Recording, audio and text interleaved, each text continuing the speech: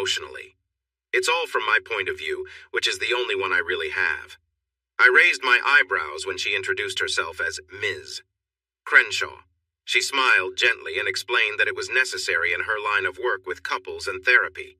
She wanted to keep it professional and personal matters out of it. Some people can get upset during these sessions, so she didn't want any questions like, "What would your husband think?" It made sense.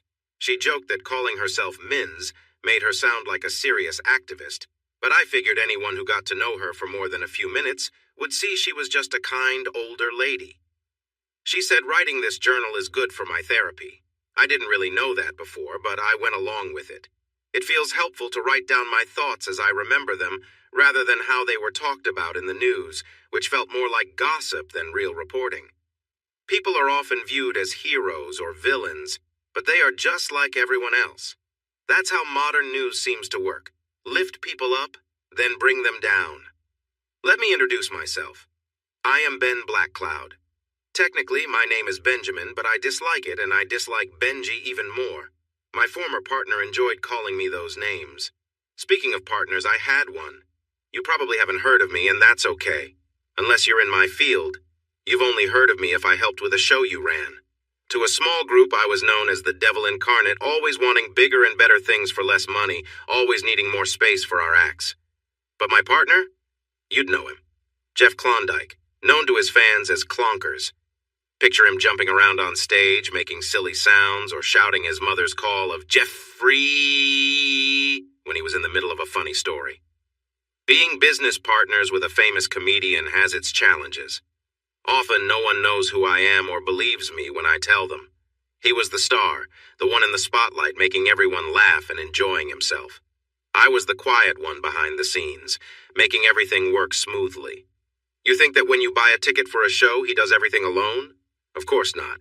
No, he arrives 2 hours before the show starts. He knows when to show up, picks from a large selection of jokes, goes on stage, tells his stories, enjoys the applause, and then leaves to get a massage, have a steak, and visit a club. Who do you think books the venue? Who makes the deal with Ticketmaster or similar companies? Who gets tickets for friends or acquaintances of Jeff? Who arranges hotels or airline tickets or rents a bus for the show? Who finds the rehearsal space? Who sets up the seating in arenas, works with the screen teams to install LED panels, and coordinates the sound teams who set up microphones and speakers? Who organizes the lighting and builds the big lighting setups for the show? Jeff doesn't handle any of that. After his set, he hops in a taxi and goes out. I'm the one who manages the breakdown of the stage and equipment, makes sure everyone gets paid, and I'm the last one to turn off the lights. And who writes his material? Here's a secret. It's not him. Though many think he does, just check the credits at the end of one of his specials to see for yourself. The truth is, without me, the show wouldn't happen. Jeff shines on stage, no doubt about that. But without me, there would be no stage, no show, and no material. He knows this too. We are partners officially, but it's not me who goes on talk shows or game shows. I don't have attention drawn to me in the same way. Yet Jeff understands that without my skills in organizing and problem solving, his show wouldn't be what he wants it to be. So, we are partners, both on paper and financially, even if not many people recognize it. It's known as the Jeff Klondike Show, and I'm surprisingly okay with that. I don't feel bitter. I understand who I am and have found ways to accept it. This is not what I imagined when I left my hometown to seek my fortune, but as the tribe says, the journey is never straight. It bends like a river, and when the river overflows, you go with the new path. That's just how it is. A bit of background might help, since I didn't come into this world as a stage manager or manager of comedians. I am part of the Navajo tribe and come from a small town called Tiknos-Pos, located near the Arizona and Utah border. If you look up the place on Google Maps, it can show you the wrong spot. It just shows the main road nearby. The real town is a bit to the south and west of that point. It's a small place, and believe me, when I was younger, I couldn't wait to leave. My mom is from Chicago, so I'm only part Native American, but that's enough to matter where I grew up. I learned a lot about my culture that I wasn't really interested in. I respect my tribe and their traditions, that's important to me, But I didn't want my identity to only be about being Native American.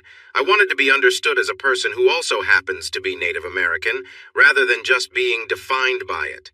There are many people I call professional Native Americans back home who focus on that in everything they do, and that's fine for them. I just wanted more than that for myself. So I left as soon as I could. There's no hard feelings. I still visit often to see my family and my brother. We share stories about our lives, enjoy some drinks, and have fun together just like any family. We have a different background, which adds to our stories. I share this so you can understand a bit about me, though it doesn't really change the story.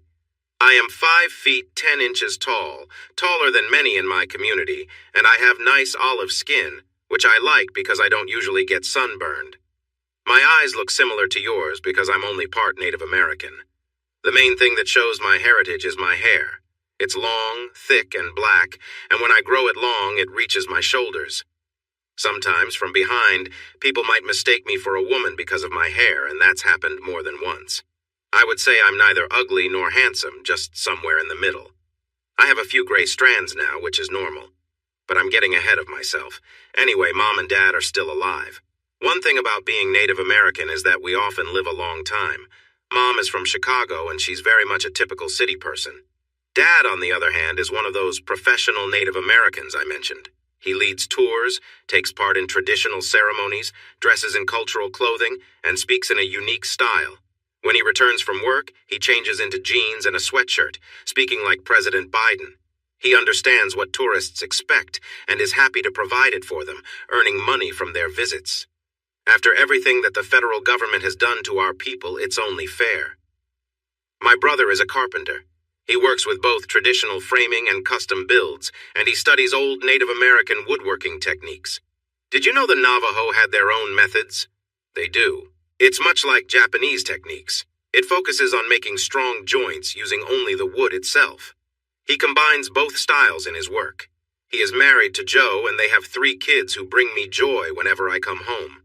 I share stories of far-off places and famous people that I learn about through their managers, even if I never get to meet them. As I mentioned, I left home as soon as I could. I pursued drama studies. Yes, I was a drama major at Northwestern University in Chicago, which is not a famous school, but part of their communications program. They offered several scholarships, and as a minority interested in the arts, I had a good chance. My drama teacher knew people there, encouraged them to support me, and with some decent test scores and a personal letter, I was accepted with almost a full scholarship, only needing to pay for room and board. I didn't move to LA or New York because they are very competitive, and many people go there. I chose Chicago because I wanted to focus on comedy. I know LA and New York also have vibrant comedy scenes, but they can be tough to break into. I found inspiration in the history of comedy in Chicago, especially from Second City. It felt good to be away from home and to create a new identity for myself, definitely a good memory. Overall, my college days in Chicago during the early 2000s were really nice. I was known as Cool Ben, not Benji, and I played a mysterious character inspired by Native American themes. I really tried to play that part well. If you've got something good, you should show it off, right? Thank you to Zero Mostel for that truth. Anyway, to make a long story short, I shared a room with a guy named Monty Tremlow. We had a bit of fun with that name, and through him, I met his cousin, Jeff Klondike. At that time, I was learning about theater, both in front of the audience and behind the scenes. I studied dramatic arts, improv, stage management, writing lines, speaking them, acting. I was not great at that, but I was okay with ballroom. And even stage combat.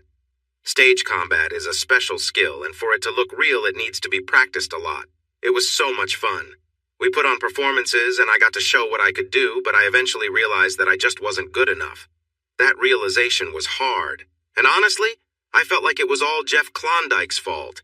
He wasn't part of my usual group. He was his own person. I think he did deliveries during the day, maybe as a bike messenger since he showed up on a bicycle at our events. And at night, he did improv and stand-up comedy. I met him when Monty took me to a show where Jeff was performing. To be honest, he wasn't that great. He had a strong presence and knew how to engage the audience, but his jokes could have been better. He seemed to struggle, often saying and which was not appealing. I had started trying my own hand at comedy writing. I shared my work with friends, including Monty, which is why he invited me to see his cousin that night. And I even performed at some open mic nights. Let me tell you, it's really tough to get the courage to perform at an open mic. There are expectations. You have to be smooth, calm, and confident, and most importantly, you need to be funny. If not, it can feel like a disaster. Even though many people on stage are just starting out, the audience expects every line to be hilarious. It can be very harsh. Many aspiring comedians have struggled that first night and have felt really discouraged afterward. But if you get just one genuine laugh, it can change everything. You might want to keep doing it forever. Making a living as a comic is hard because you have to travel a lot, which can hurt your relationships, but that's another story. Fortunately, I got a few laughs and thought, this is it. This is what I want to do. Ah, the dreams of youth. I think part of my problem was not embracing my Native American background. People expected me to, but I didn't want to be defined by that. I wanted to be recognized for my skills, not just because I was Native American. Because of this, I often avoided the topic, joking a bit about my hair instead. Looking back, I wonder if I would have had more success if I had included my heritage in my work instead of thinking it was something to be ashamed of. But hindsight is always clearer, right?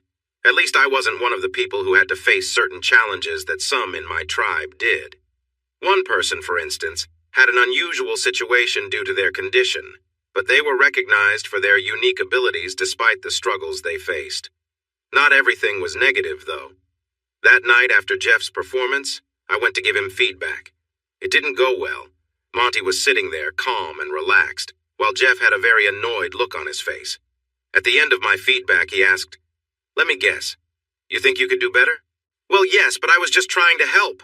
I thought being in the program gave me the right to offer suggestions. Looking back, I'm surprised he didn't react more aggressively. I've seen him do that before. To be honest, I felt my suggestions were correct. Even now, I believe what I pointed out was valid. However, offering feedback to someone I barely knew showed a lot of nerve on my part. I really shouldn't have assumed he'd appreciate it. He did not take my feedback well at all. He was quite angry, but Monty stepped in to calm things down. "Jeff, I'm sure he didn't mean any offense, right, Ben? He was just trying to help," Monty said, trying to ease the tension. At that moment, I recognized I had crossed a line.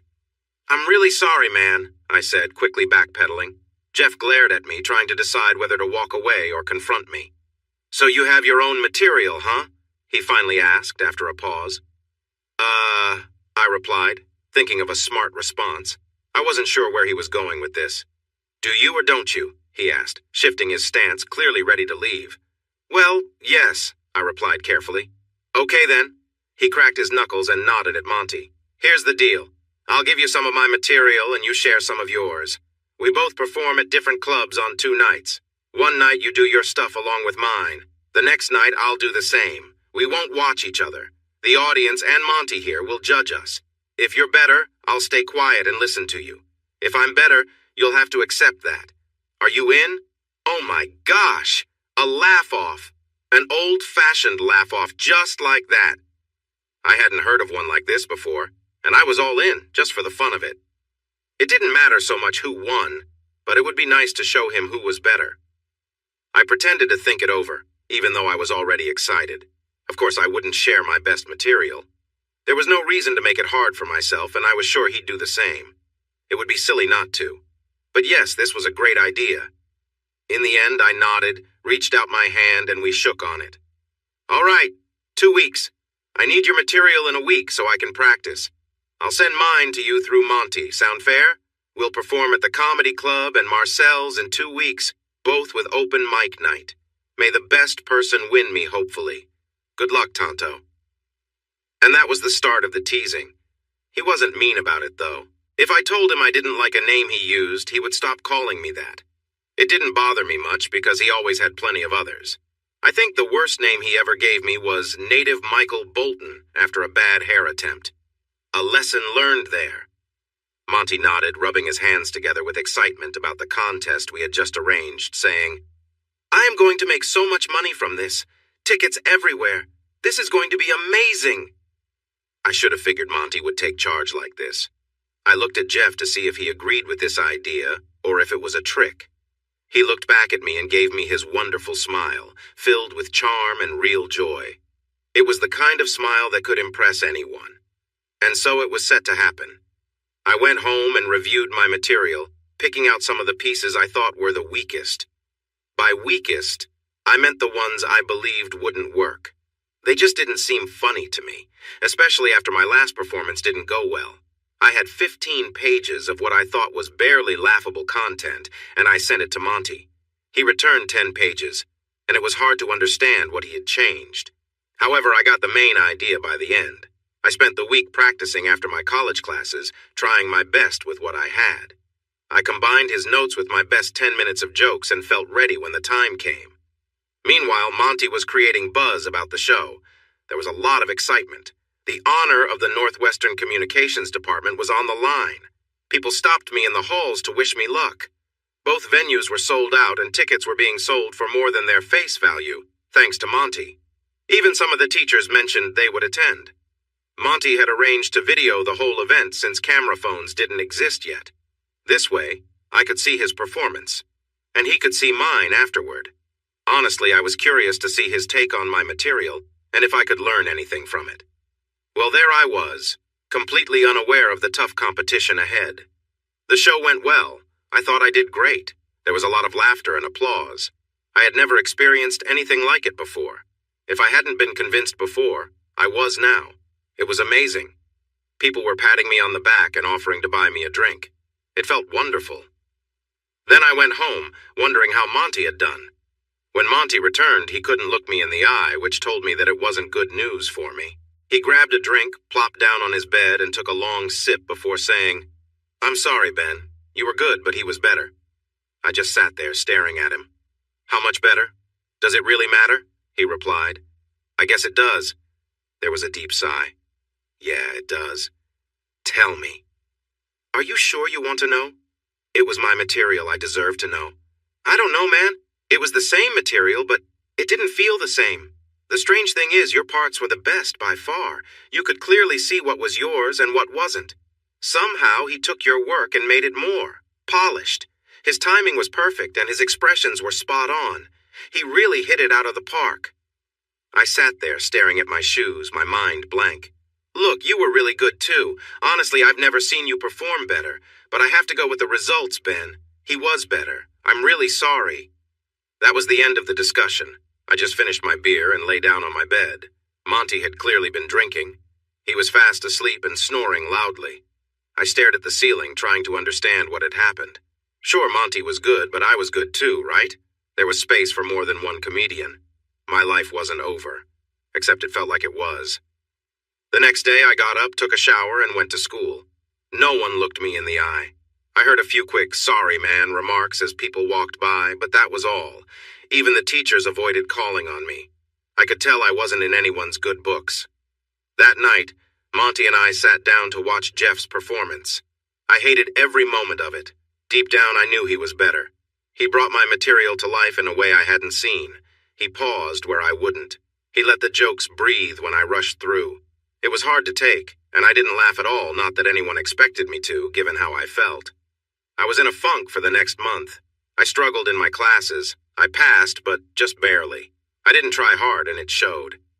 Most days, I stayed in our small room replaying Jeff's performance, taking notes on what he did. Even Monty gave me some space after trying to get me to go out with him for a few nights. I wasn't interested, and made that clear. As for how I finally got out of that slump, well, Jeff has shared that story many times on different shows. His version isn't quite right, so here's how it really went. There was a knock at the door, and I didn't want to answer it. Then I heard a high-pitched voice say, "Candygram! Candygram for Mongo!" Of course, I had to open the door for that. Blazing Saddles is such a classic. It's amazing it was made at all. Jeff stood outside holding a 12-pack of beer. He's always been a bit of a tightwad. "Are you busy?" he asked as he walked into the room I shared with Monty. I never understood why he asked that. I stayed by the door, watching him flop onto the bed, opening a can of beer and saying, "Come in, why don't you? Oh, wait, you already did." "What are we watching?" he asked, glancing at the TV. "Wait, is that my performance?" He looked confused. "Why are you watching this? Don't get me wrong, I did great, but why? Oh, right, getting some tips, I get it." He even made finger quotes around tips. At that moment, I felt frustrated. "You really want to know?" I asked him. "Sure," he replied, leaning back and gulping down more beer. "What can I say about Jeff Klondike? The guy could really drink, and what's really frustrating is he never gained any weight." "Fine." I clenched my teeth and sat on the edge of the bed. I rewound the tape and grabbed a drink for myself before starting it. Then I broke it down. I found something to critique in almost every second of his set, pausing to highlight things on the screen. I pointed out all the ways he could improve, where he should have paused or moved differently, and the moments in the story that could have landed better. I went through everything I could think of after watching it many times. Just like I had to be honest about my own work, he had to accept my feedback. It was clear to him. I even showed him how to improve his performance using my material. I did this because I was frustrated with his laid-back attitude as if he didn't need to try. But he really did. And then, once he really put in the effort, he would be unstoppable. That was the hardest thing to accept. He knew it too. After I shared everything I wanted to say, he simply mentioned, "Wow, that was incredible. I haven't even watched your set yet." Great. By this time, we had both enjoyed about 5 drinks each, and I had to take a quick break. When I returned, he was watching the show again, this time with more focus. "So," he started, in the way that tipsy people do. "Wondering." "Wondering what?" I asked, opening another drink. "So, I hear you've given up on performing?" I stared at him in shock. He wasn't even in the Northwestern program, yet he somehow knew I was not putting in much effort. I must have been slacking off more than I realized. "What if we partnered up? You write and critique while we practice together. You help me improve. Honestly, your stuff is better than mine. Together, we would be a great team. Sure, you might not be performing as much, but from what I hear, you've stepped back from that anyway. We could team up 50-50 or 60-40. You write, help me get better, I perform. We all benefit. Just like the famous partnership of Elton John and Bernie Taupin. What do you think?" And that, dear reader, is how the Black Cloud Klondike partnership began. Just like that. Yes, Black Cloud is important, even if you don't know about the partnership. I didn't answer him right away, but thought about it for a few days. I talked to Monty and some of the teachers. They all said the same thing. I was good, but he was great. Together, we could be amazing. But I shouldn't give up my degree. I should finish that first. I could write for the next year and see if I could match his success. If I could, the future could be exactly how I wanted it. How great it would be depended on how hard we both worked. The problem was, I didn't really know him. I had met him briefly once, seen 2 of his stand-up shows, and had one wild night where I tried to criticize him to feel better about myself. Did I really want to partner with someone I didn't know well? So I decided the best thing to do was get to know him better. I called him and invited him over to work on some material together. The more we did that, the more I would learn about him. Or I could just ask him directly. When he came over for the first time, he brought beer since Monty was out that night. He mentioned something about a dance show. I asked him straight up about himself. It was important for me to know him better to create the right material for him. "What do you want to know?" he asked with a smile, opening a can of beer.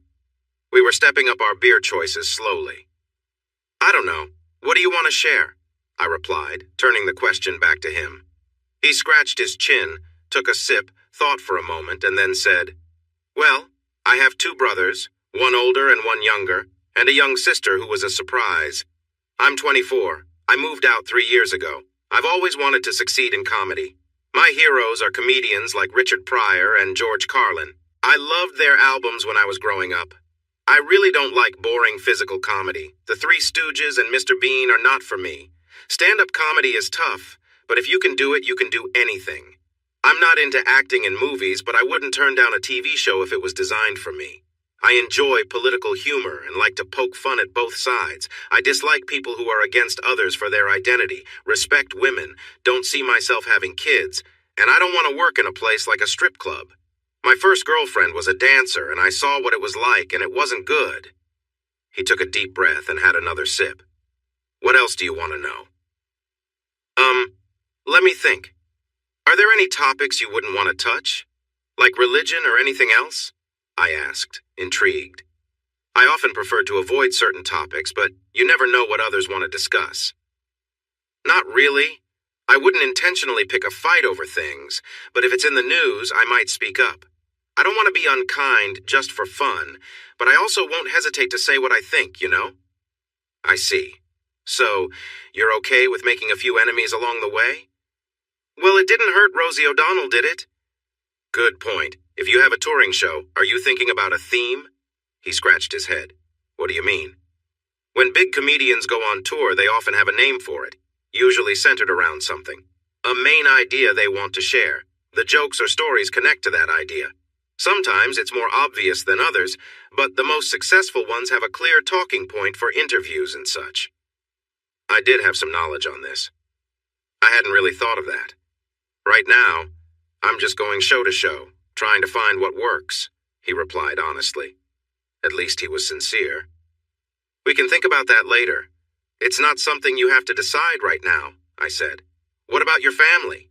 Can you share stories about them? Will they be upset? He shrugged. I'm not that close with them, to be honest. My parents are true hippies, and they couldn't wait for us to move out so they could go back to their old ways. Last I heard, they were living in a commune in Minnesota. I made a mental note. That sounded like a rich topic to explore. So, do you want to tell jokes? Share puns? Be more of a storyteller? What do you enjoy the most? This was getting to the important stuff. A comedian's talent lies in how comfortable they feel doing what they love. There are different ways to be funny. Some tell jokes. Some share stories with humor woven in. Others observe life and point out its oddities. Bill Cosby was known for that. Eddie Murphy mixes storytelling with traditional jokes. Tim Allen portrays a real man who often makes mistakes. He plays a character just like Larry the Cable Guy. Interestingly, he sounds quite different when he's not in character. You can check out Daniel Whitney on YouTube, which is Larry's real name, and see him talk in his normal voice. I've met him a few times, and he's genuinely nice. Some famous comedians aren't as kind. They can be a bit entitled after being in the spotlight for so long and might lack patience with those they think are not doing their jobs well. Steve Martin is someone who is fine to be around if he knows you and appreciates you. If not, it's best to not stay in his line of sight for too long. So who was Jeff Kay? And how were we going to change his image? I did some research and found a character from a website called Something Awful. We wanted Jeff to be nothing like that character. We tried different names, the Klondike, J.K. Jeffrey with various styles, but none felt right. None really represented Jeff. He was just himself. He didn't care about much and often ignored rules. He liked to have a good time and had a carefree attitude. One night, during a performance with a small group of fans following him around Chicago, a joke we thought would be funny didn't land. Jeff stood in front of the crowd, looking disappointed, and sighed. Well, that didn't work, did it? He glanced over at me in the wings and gestured. Let's just end that bit, right, Hairbrush? I rolled my eyes as he turned back to the audience. Sorry, folks. Trying out some new stuff. Sometimes it doesn't always go well. Then someone from the crowd shouted, It's okay, Clonkers, we love you anyway. That night, the name Clonkers stuck. We also experimented with Jeff's appearance. Comics often start with a unique look and then change over time. Some don't change at all. For example, Larry the Cable Guy has a specific style, and Jerry Seinfeld often wears suits. We tried everything with Jeff. Sweaters and slacks, shirts and jeans, various types of suits. We even presented him with a flashy suit right before a show, but he was having none of it.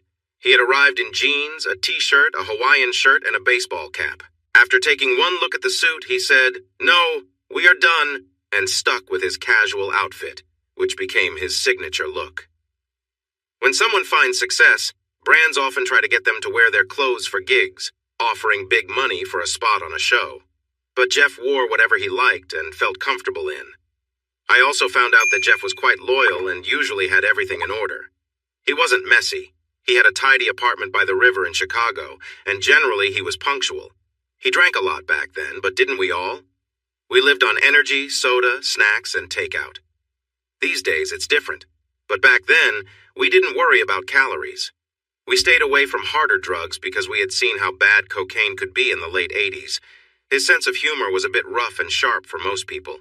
He couldn't show his true self unless he was sure you could handle it.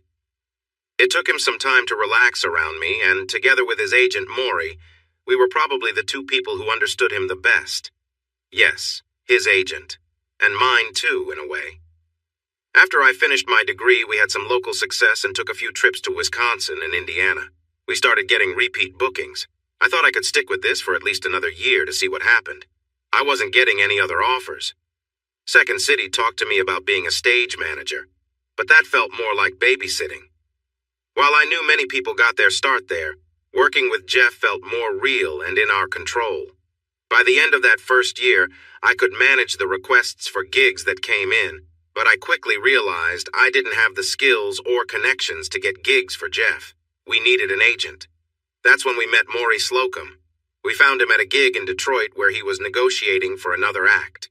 We watched him as he skillfully convinced the club owner, and after our show, we took him out to dinner. He liked our act and decided to work with us. Maury was fantastic. He took care of the things I couldn't manage. This freed me up to focus on writing and other tasks. I soon learned I had to handle the extra responsibilities because venue owners expected us to know what we were doing, and at first, I didn't. But I picked it up quickly. I keep saying us, but really, Jeff was the one with the talent on stage. Behind the scenes, though, it was a different story. Jeff recognized this from the start. He understood he needed my writing skills because, while his material was decent, it wasn't enough to help him reach his big goals. As I mentioned, he was aware of his strengths. He recognized a good partnership when he saw one in me. He was open to sharing decisions and the work involved in creating our act. I later learned that money wasn't his main motivation, even though he liked having it. He enjoyed not worrying about where his next paycheck would come from, or if he could pay the mortgage on his downtown apartment, which he bought when he started making good money. But for him, it was never just about money. It was the excitement of performing and hearing people laugh. He didn't care about using money to keep score. As long as he had what he needed to do what he loved, that was enough. His choice was to keep doing stand-up comedy rather than pursue movies or other options. Many people talk about performers, especially actors, who find their worth through how others see them. When you feel that way, you try to stay in the spotlight so that people are always talking about you. If they aren't, it feels like you don't matter. The industry can be full of insecurities and issues, but after working with Jeff for a long time, I don't think he was driven by insecurity. He was sure of who he was inside. He loved getting up in front of an audience, saying silly things, making funny faces, and moving around to entertain people. He needed their laughter like he needed air. But it was for all the right reasons, not because he thought he was worthless without their attention. He enjoyed making people's lives a little brighter and more fun, helping them smile even if they had a rough day. He often said that performing felt less like a job and more like a responsibility. His easygoing attitude about money was clear when a few issues came up with our first contract. When we began, we didn't have much money at all. We couldn't hire entertainment lawyers, who were mostly in Los Angeles anyway. We went to a regular lawyer to set up a contract because we knew we needed to make our partnership official, and we even formed a company, BK Entertainment Inc., where my name came first. We owned it 50-50. The contract stated that all money earned would be split 40-60, with Jeff getting the larger share. He wanted to show that my decision to step back from performing was important, and ensure I felt comfortable knowing I would still be compensated well. He wanted me to know he valued my contributions to his success. He was the face of the show and did earn a bit more, but I was okay with that. It was a nice gesture, and it worked well while he was just a stand-up comedian since I was right there next to him. But when Maury got him a TV show opportunity, I wasn't involved in that. While I was Jeff's manager and writing partner, my role wasn't really necessary, and they were doing well without my writing, thanks anyway. I offered my help, but they kindly and firmly declined. It seemed that writing for TV was quite different from doing stand-up. However, since I had a contract, I was entitled to 40% of everything he made. Maury suggested that Jeff start a new company for his TV and movie deals, where he could keep all the money, well, 85% since 15% goes to the agent. To his credit, Jeff said no. He realized that if he did that, I would step away from the main project, and that would leave him in a tough spot. Still, I could tell he had some doubts about me getting 40% from something I didn't work on. So, in the end, I called a meeting and verbally stated that I wouldn't claim the money. He could just keep it. It meant less for me, but I was okay with it. I was already earning more than I expected, and missing out on a few $100,000 from that show didn't bother me. My pride was intact, Jeff was well compensated, and Maury felt he was doing his job by helping us find a solution, even though it was my suggestion. No new companies had to be set up, and we didn't need to change our contracts. The TV show actually had a fun idea. Jeff wasn't too keen on doing TV unless it was shaped around him, like the shows of Jerry Seinfeld and Tim Allen. After a few years performing on big stages, TV came to him with a pitch that combined elements from Father Ted, a hilarious British show about some older, cheeky priests, and Heaven Can Wait, the classic movie with Warren Beatty. The story involved a bumbling angel who mistakenly pulled an angry radio DJ out of his life before he was supposed to die. But it turned out that he wasn't going to die, and the angel had acted too soon. When this was realized, the higher-ups tried to send him back, but his body had been cremated, thinking he was really gone. Instead of returning him to his body, they pushed his mind into the priest who was conducting his funeral. However, the priest already had his own thoughts and feelings. This led to a struggle between the two for control of the shared body. The show was titled Life is for the Living, and it quickly became a success. It was a funny setup, featuring a priest who suddenly displayed a wild side, wanting to drink and have fun. Throughout the series, the two personalities learned to appreciate each other and found ways to coexist. The script was crafted specifically for Jeff and highlighted his talents perfectly. He ended up with a woman sidekick, the not-so-helpful angel who caused it all, and only he and those in trouble could see her. This led to many one-sided talks and plenty of comical moments. I had nothing to do with it and just watched the episodes like everyone else. I visited the soundstage a few times and attended some parties, but that was it. So what did I actually do? I mostly helped create the Clonkers character, figured out his voice with Jeff, and wrote a lot. I also took care of everything else Jeff needed for his shows. I was half manager and half writer. As I mentioned before, putting on a show takes a lot of work. There are many details to ensure everything goes smoothly. Going to a comedy club is simple. They have lighting experts and know how everything should work since the stage is set. But when you perform in a theater, it requires more effort. They might have lights and sound people, but they won't know your specific needs. They may have just hosted a different play the week before and have no idea about your show. I have to arrange for a portable stage set to be built if they don't have one. I also need to discuss with the lighting expert where the lights should go. Are we recording this? If yes, where should the cameras be set up? Who hires the camera crew and the portable recording studio? Who will edit the final video? We need to set up the nights we will work. How much practice time do we need? How many special tickets will we give to local radio stations or community leaders? Where do we sell the merchandise? And what will we sell? Where do we get that merchandise? How do we get Jeff on local TV or radio to promote the show? There are so many details to decide and organize, and all of them fell on me. But the challenges become much bigger when you put on a show in a stadium or a place not designed for such events. Now you must hire lighting specialists who build structures to hold the lights and get people to operate them. Stadiums usually do not have this equipment available. You don't need that for a football or baseball game. You have to hire all the people to manage the audience, security staff, and someone to oversee them, even though they are often already part of the venue. Badges need to be made. Sound equipment and speakers must be organized, along with someone to set everything up and ensure it works. You also need to arrange floor coverings. Have you ever considered that most people sitting on the main floor of a large stadium are actually sitting on grass? You need to take care of that grass without hurting it. Then, you have to rent chairs for people to sit on the grass, and someone needs to put them out and collect them at the end of the night.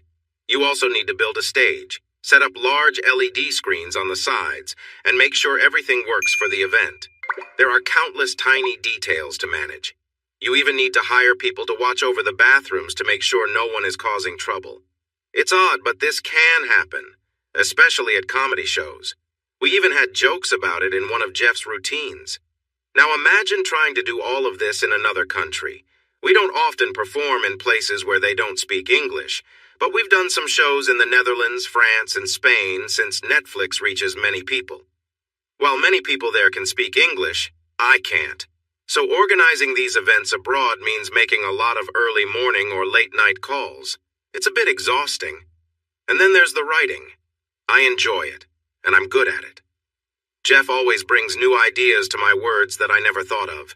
It's exciting to see my words transformed in ways I hadn't imagined. We did this for almost 10 years before things changed, before certain women came into the picture. About those women. Oh, the women. I should clarify that we weren't single before these women appeared. Not at all. A working comedian getting laughs can almost hear the excitement as he steps on stage. Oddly enough, I was better at meeting women than Jeff was. It was strange, but he didn't have much charm. To be fair, once we started doing well, he didn't really need any. Still, he struggled to talk to women and didn't always know what to say. When a woman would speak to him, he often turned into a character he played. I wondered if he thought that was what they wanted or if he just didn't know what to do. Probably a bit of both. But I can tell you that hearing the same jokes you wrote years ago get repeated to a new audience can be tiring. It wouldn't bother me so much, but he kept picking the same jokes over and over.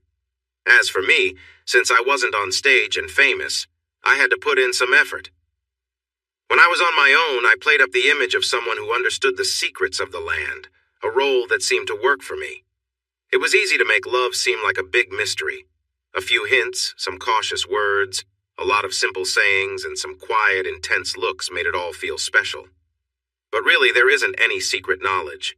We, as people, often struggle with love and relationships just like everyone else does. But women didn't see it that way, and I wasn't going to clarify that. You use the advantages you have.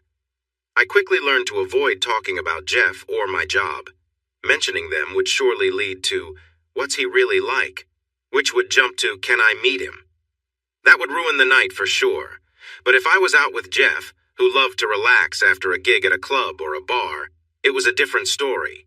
In that case, people would ask, do you want to meet him? And I would take a back seat. It was a bit embarrassing because he didn't have to work to attract attention while I had to put in effort, and when I finally succeeded, if he was alone, that was the end. I learned quickly to only go for it if he was already with someone. That was the best situation because I could introduce the girl I was talking to. Russell Howard taught me that phrase, by the way, and she could see what was happening and would often turn back to me. It was all very situation-based, but it worked for us. And let me tell you, only staying in one place for a few days helped prevent anyone from getting too attached. It wasn't that we disliked women. We just had priorities, and our careers came first. We were connected in many ways. I didn't want him to decide we had to settle down, just as he didn't want that for me. To be clear, being a comedian, whether just starting out or successful, means travel is a big part of the job. It's just the way it is. Like musicians in the beginning, travel is key for gaining exposure. Bands focus on their albums and tours help with sales. But for a comedian, the performance is the main product. While you can record shows, the truth is, most people watch those videos just a couple of times, unlike music that can play all day without getting old. There are two types of comedian tours. One is the let's find work type, which is what you do when you're trying to make it. The reality is, there often isn't enough work in one place for a full-time career as a comedian. People who don't want to travel often end up working at local clubs. If you want to get noticed, traveling is important. The more places you visit, the better. Perform at clubs, do local TV shows, and find any way to get in front of others. The more clubs you perform at, the more people will come to know your name. It may not always be obvious, but if you show up on TV, folks will think, oh, I remember that person. They'll share that with others. It makes them more likely to watch you again, especially if they've seen you before. It's an interesting cycle, but it works. Comedy clubs need fresh talent with new jokes to keep customers coming back. There is always a need for new comedians. Another part is preparing for a tour. Many comedians try new material in smaller clubs while on the road. They want to polish it before performing for larger crowds. A ticket to a big show can cost $60 to $70 or more, with the best seats priced even higher. If someone is paying that much, they expect a great performance. If the material isn't well rehearsed, it can spoil the show. It's a known fact that a comedian can get away with only a few bad jokes before the audience loses interest. If an audience stops enjoying the show, especially in a big tour with high stakes, it may be a long time before they get invited back. So it's crucial to make sure every joke is good before going out there. How do you do that? You perform at smaller venues, usually ones that fit around 300 people. The more often you can do this, the better. You get to test new jokes, experiment with how you tell them, and learn from different crowds. Each audience is unique. One night, a tough news story might put everyone in a serious mood, making some jokes fall flat. New jokes need time to develop. I can come up with many ideas, but they have to fit together smoothly. Timing, facial expressions, and connections between jokes all matter. This takes practice, and it must be done before a big tour. A major tour can be exhausting. With smaller gigs, you travel to a city, perform at a couple of clubs over a few nights, and then return home.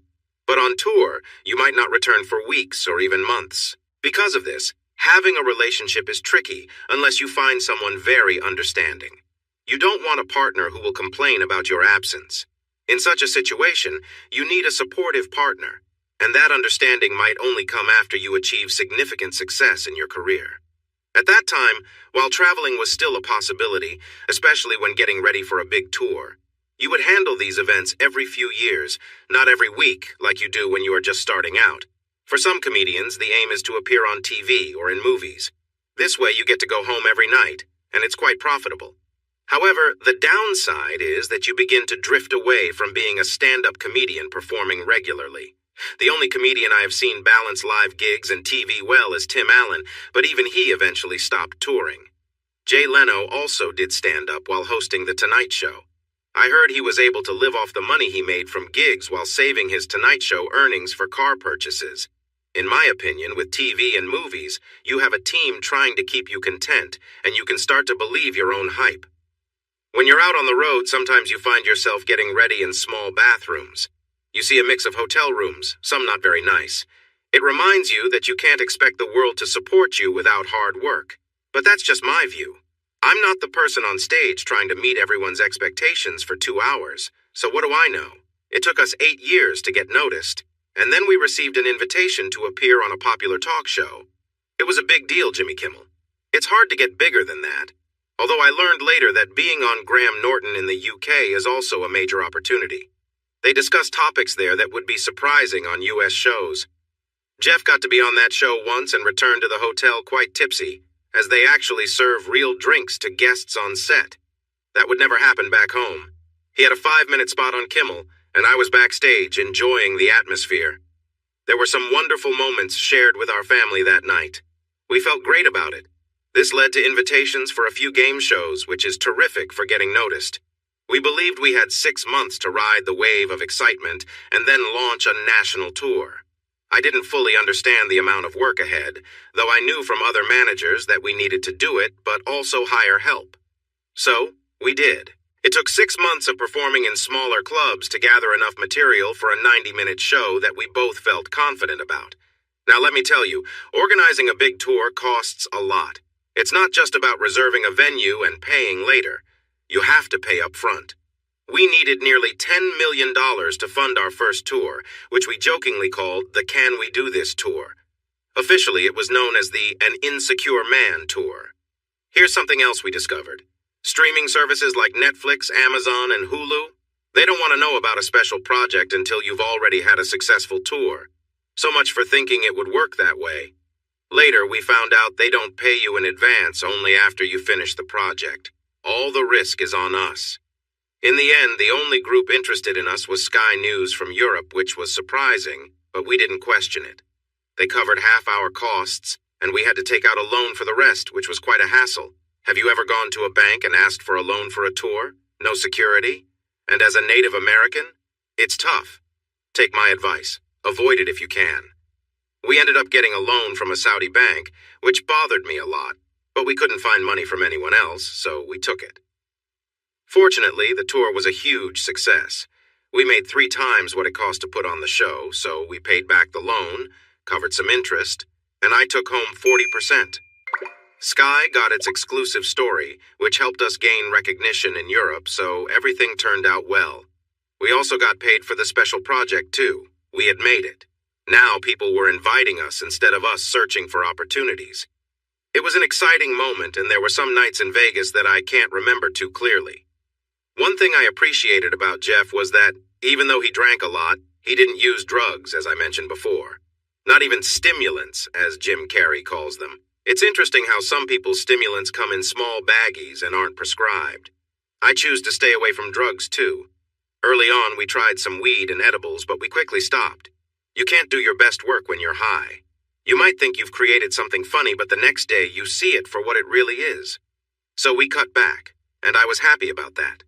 I've seen many Native Americans struggle with alcohol and drugs, so I steer clear of them. It's not for me, and it won't be.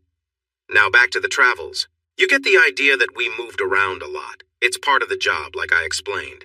Sometimes you need to understand why we do what we do. People often ask questions about the background in stories like this, but I think it's important to explain our motivations. It helps prevent questions later on. As a result, while there were willing people wherever we went, we both made sure to stay safe and used protection. We didn't need any health issues from casual encounters or to deal with any surprises later.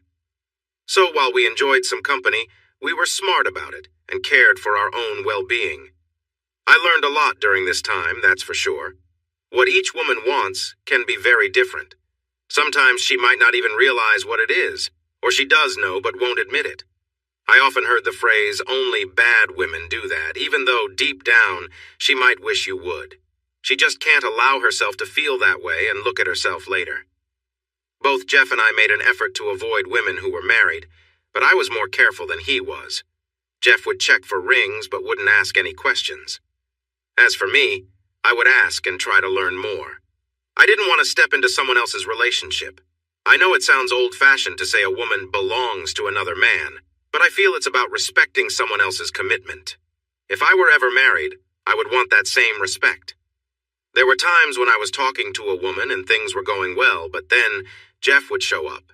It could be at the same club or just to say hello, and suddenly the attention would shift to him, and I was forgotten.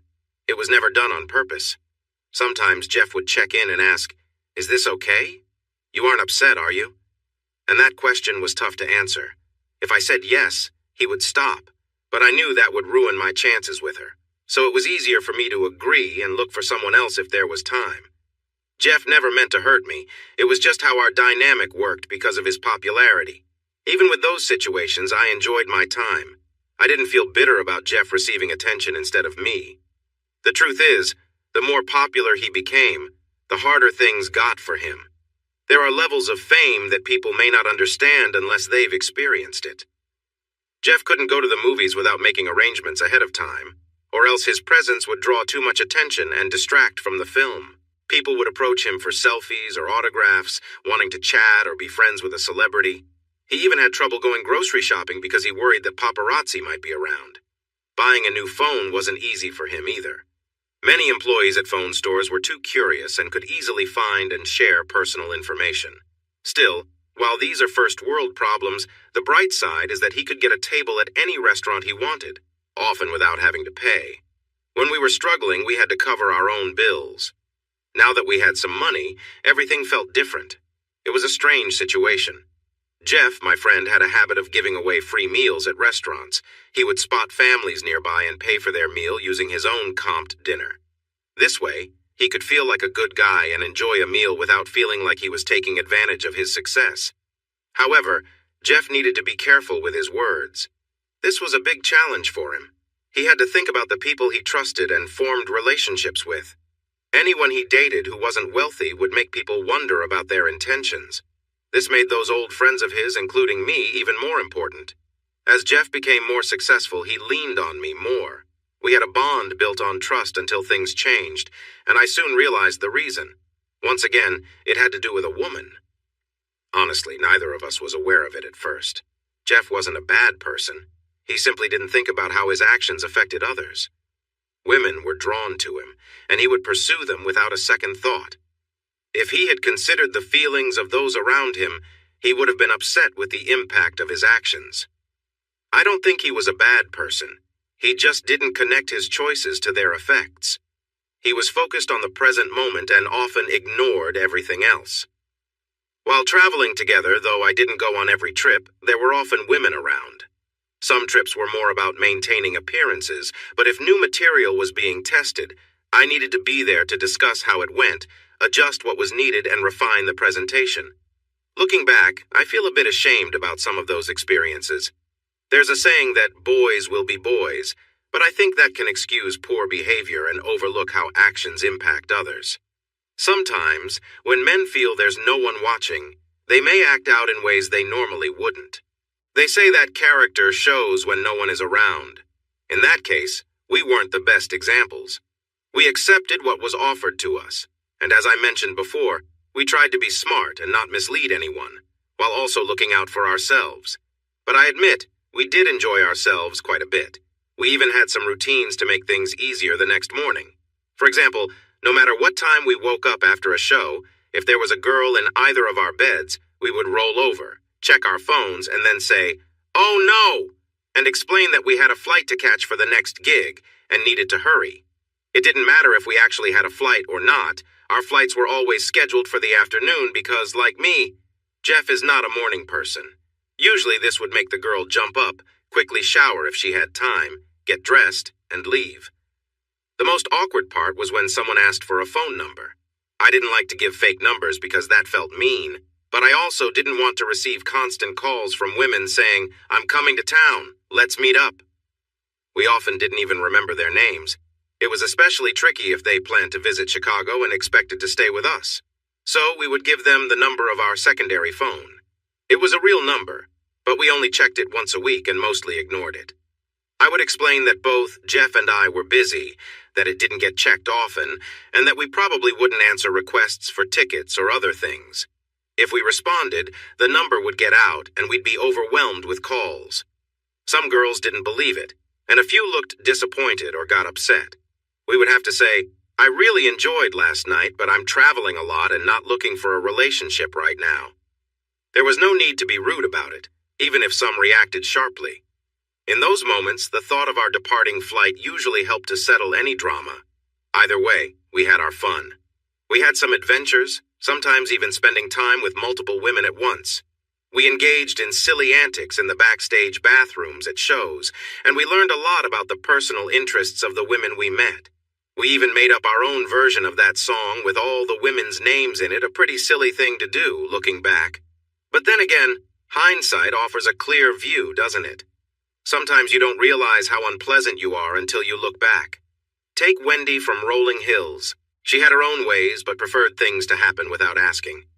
Then there was Polly from San Francisco. If she wore underwear, it meant she had just been with someone, as it kept things tidy. Shannon from Minneapolis. Paul was known for her boldness and often caught people by surprise afterward. Jenny from LA would speak harshly while being close, leaving you puzzled about her feelings, only to later cuddle and say nice things. Then I met Monica. There's always that one person who grabs your attention and seems perfect for you.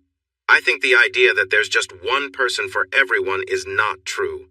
I believe there are many people out there, depending on who you are and your mood when you meet them.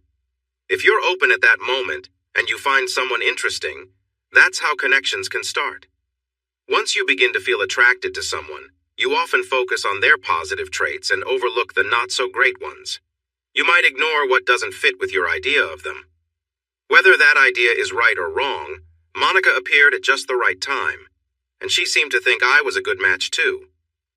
Monica Whitaker worked as a journalist for the Sun-Times in Chicago, covering weekend events. She had arranged to interview me instead of my partner, Jeff. She had done her homework and knew we worked as equals, which intrigued her. She had already interviewed Jeff 2 years before and now wanted to know more about me. What was my role? How did we work together? The interview took an unexpected turn because I felt playful that morning. Jeff was in Minnesota for a comedy event, so he couldn't share his opinions, which I think was what she wanted. We met at a coffee shop in Aurora, though I couldn't tell you why. It was a nice little coffee shop off the main road, right by the river that flows through the city. I hadn't spent much time in Aurora before, but I liked it. I got there early, sitting outside in the spring sunshine. Thankfully, it wasn't raining when she walked in and sat down across from me at the small round table. I guessed she was about 5'9". We had met before, but I hadn't really paid much attention. She looked around 125 pounds. Her brown hair was long and shiny, reaching her shoulders. It was thick and a lovely chestnut color. She wore a jacket since the weather was sunny but still a bit chilly, so I couldn't see much of her figure yet. Her outfit looked nice with slim jeans. "Mr. Black Cloud," she said, extending her hand. "How are you this morning?" "I'm doing well," I replied, quoting George Carlin. "Feeling great, in fact." She tried to hide a smile. "I see," she said seriously. "Well, let's see what we can do about that."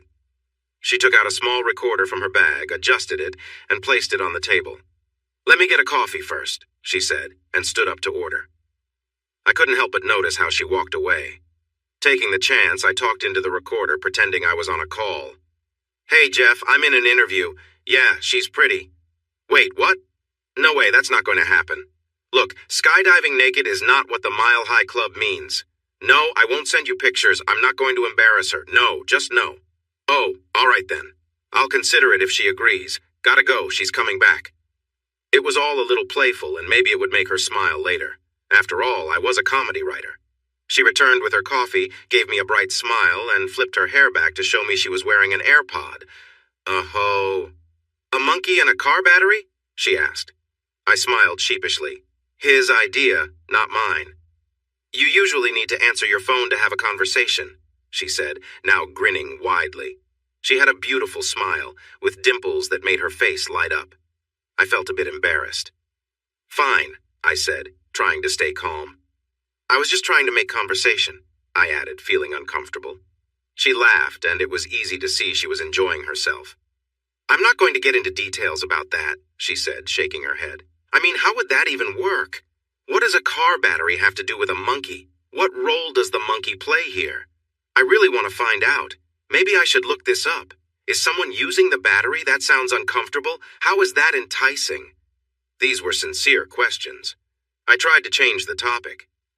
"You could probably find answers online. I'm too much of a gentleman to share those kinds of details with you," I said, keeping a serious face.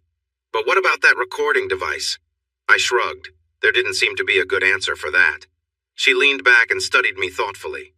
"You aren't what I expected, that's for sure," she said, tilting her head. I took the bait. "What were you expecting?" "Well, let's see," she replied, pulling out a notebook. "Third in your class at Northwestern Communications. Part of the Navajo tribe, though it seems you aren't too eager to talk about it. You want to do stage work, but after that incident with your client, you became more of a background player, only assisting him, writing for him, sharing the workload. You travel a lot. No serious relationship, but you have some short-term flings while you're on the road." She made air quotes when she said short-term flings. I would have loved to know who mentioned that. "You have a nice 3-bedroom apartment just west of the Loop here in Chicago, a brother back at the tribe, you visit your parents regularly, you are definitely not gay, and you have great hair. Am I right?" I nodded, but added, "That still doesn't really explain what you expected, does it?" She felt quiet for a moment and then said, "Honestly, I'll leave this part out of the interview, but I imagined you more like a follower. I mean, it's rare in the comedy world to see someone have such a close bond with the talent without having some sort of advantage. But you're not like that, are you? You really want to help him succeed." I just shrugged. I didn't know how to respond without sounding self-centered. I didn't like the idea that I was just there to enhance Jeff's success, no matter how accurate it might be. "But why? My notes say you didn't know Jeff at all before that competition, and then suddenly you're inseparable? Why did you set aside your own dreams to help him achieve his?" She was determined and curious. I sighed. I disliked discussing this topic with anyone, even my family. Trying to explain was tough. Most people didn't understand, and things rarely looked good when everything was laid out. "Honestly, he's just better at performing than I was. It's really that simple. The truth is, Jeff has his faults and weaknesses. I think he would agree with me on that. Jeff is down to earth and aware of his shortcomings, and he knows that I help cover them up. If we were on our own, we would both be okay stand-up comedians, but probably not much more. Together, though, we create something special, even if I say so myself. We've found success, so it shows. I'm not trying to be boastful, just explaining why I support Jeff's skills over my own. He shines on stage, and that's what matters. But I play a part in making him better." I paused, careful with my words. I didn't want to speak badly of Jeff. He would see this interview. I also needed to answer the question without too much, "He's not good at this, and I'm great at that." Fans prefer their heroes to be well-rounded and talented in everything. Both Jeff and I have hopes and dreams. We both understand that working together makes us more likely to reach those dreams. So we collaborate. I do my part and he does his, and we meet at all the right moments. I hoped she would catch on, but she didn't. She had good instincts, but needed more experience. She sensed I was avoiding something intriguing, but did not understand to let it go. "Where exactly do you fit in? What do you do that he struggles with? Why does he need you, plainly?" She leaned in, looking curiously. "I hope you don't mind, but I'm not going to answer that. Not because there isn't something, but out of respect for my partner. That question, especially how you asked it, could upset our fans and our relationship, so I'm going to pass on that." I was firm. If it made the interview more tense, so be it. He was my partner, she was a journalist. My loyalty was to him. She thought about my answer and then nodded. "Fair enough. I understand your point. I apologize for being so curious, but that is part of my job. I had to ask." I shrugged. "I get it, but you are asking about a long-standing relationship built on respect, and there's only so much I'm willing to share. I hope you understand that." She nodded and smiled briefly, recognizing my position. "So you and he are said to be quite the popular duo when you're traveling. Any thoughts on that?" I smiled. "A gentleman never shares all the details." "But shares pictures, apparently," she joked. "Touché," I replied.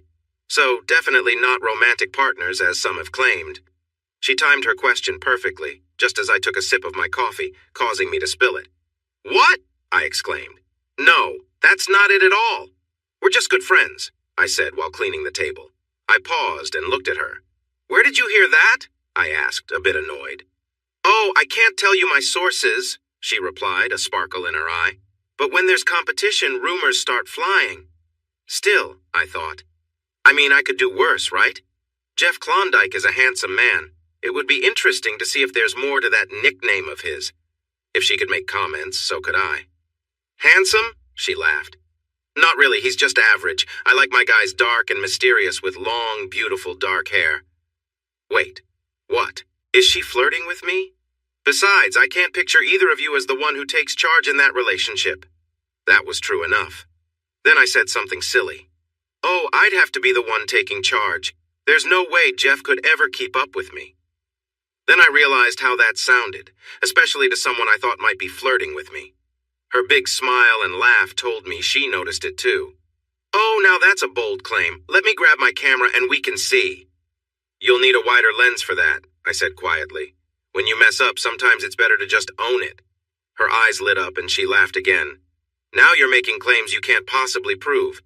Besides, can you hammer a nail through a board using just yourself? No? Well, a girl has to have her standards." That was a great line from a movie, and it made me realize she had a good sense of humor and enjoyed cheesy films. I grinned back. A man has to keep some secrets. Our conversation had shifted from questions to playful flirting. "You're charming. All right, back to the questions. Can I do a quick side question?" "What do you mean?" I asked. "Well, what are your plans for the day? What's next for you? Is it about work with Jeff?"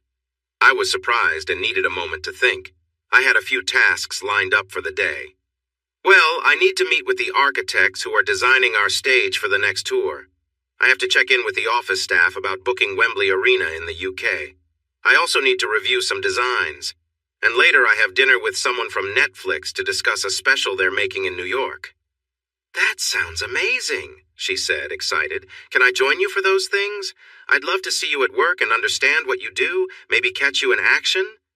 She blushed a little at her last words. I was confused. "Why would you want to? It's not that exciting. I can't just sit and watch you write. It's not fun having someone peering over your shoulder, and I know you write a lot of his material. I found some of his shows before you two started dating. A few of his friends have videos of them. I can see that you write a lot of his best material. If you know there are two writers for his work, you could think about what parts belong to him and what parts are yours.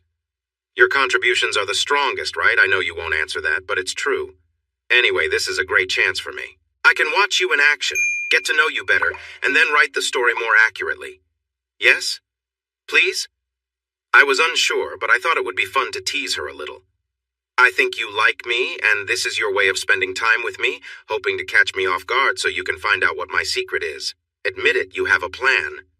She blushed deeply, and then responded with sarcasm. Of course, I can't help myself. You are just so charming. It's really your hair. I can't resist being around you all day. I chuckled at her. All right, if you want to join me, that's fine. It might not be very exciting, but it's your article. And that's how we spent our first day together. Monica claims it wasn't our first date, but I know it was. Later on, she admitted that some of what I said was true. She did like me and wanted to spend more time with me because I was meeting her expectations and she was curious about me. That evening, we had dinner with a Netflix executive who immediately took a liking to Monica and spent the meal trying to impress her. Monica laughed about it afterwards and said, "Good thing I'm not interested," since the executive was a woman. I have to admit, some thoughts went through my head during that dinner. We conducted our business, and after dinner she suggested going for a drink at a place she knew near Diversey Avenue, so we went there. This time I wasn't trying to be invited back to her place. I wanted to learn more about her. I discovered that she had one brother too, but hers was older. Her family came from Florida, and she disliked the muggy weather there, which made me laugh because summers in Chicago could be just as humid. She always wanted to be a journalist since she watched All the President's Men as a child with her dad, who was her hero. He had sadly died in 9/11, being one of the victims in the second tower. She was honest about how much that affected her and her mother. The insurance money helped, and she attended Northwestern like him, but she focused on journalism. Like many students studying journalism, she dreamed of reporting from war zones or writing about deep political issues. Instead, she found herself working on lifestyle articles for Sunday magazines and felt lucky to have that. At least it let her travel, meet interesting people, and explore how their lives compared to hers, helping her figure out what she truly wanted. She was 31 compared to my 33, and called this time her understanding me phase. She was single, having ended her last serious relationship after discovering her partner had reignited a past romance. She moved out right away, found a small apartment, and had been living on her own since. As we walked through the city and crossed Lincoln Park, the evening felt magical. She easily broke down the walls I had built to keep others at a distance without even trying. We simply connected, without any tricks or forced conversations. She was a free spirit, and it was just so nice to be around someone who wasn't trying to fit into anyone else's expectations. She didn't want anything from me, other than a good story.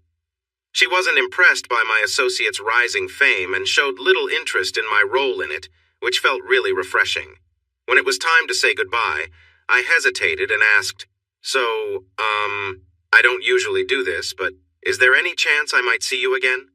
She turned to me with a raised eyebrow. "Well, that's a first. You trying to chase me? I think I should make you work for it." "What do you want me to do?" I replied, feeling a bit worried she would ask for something I couldn't give.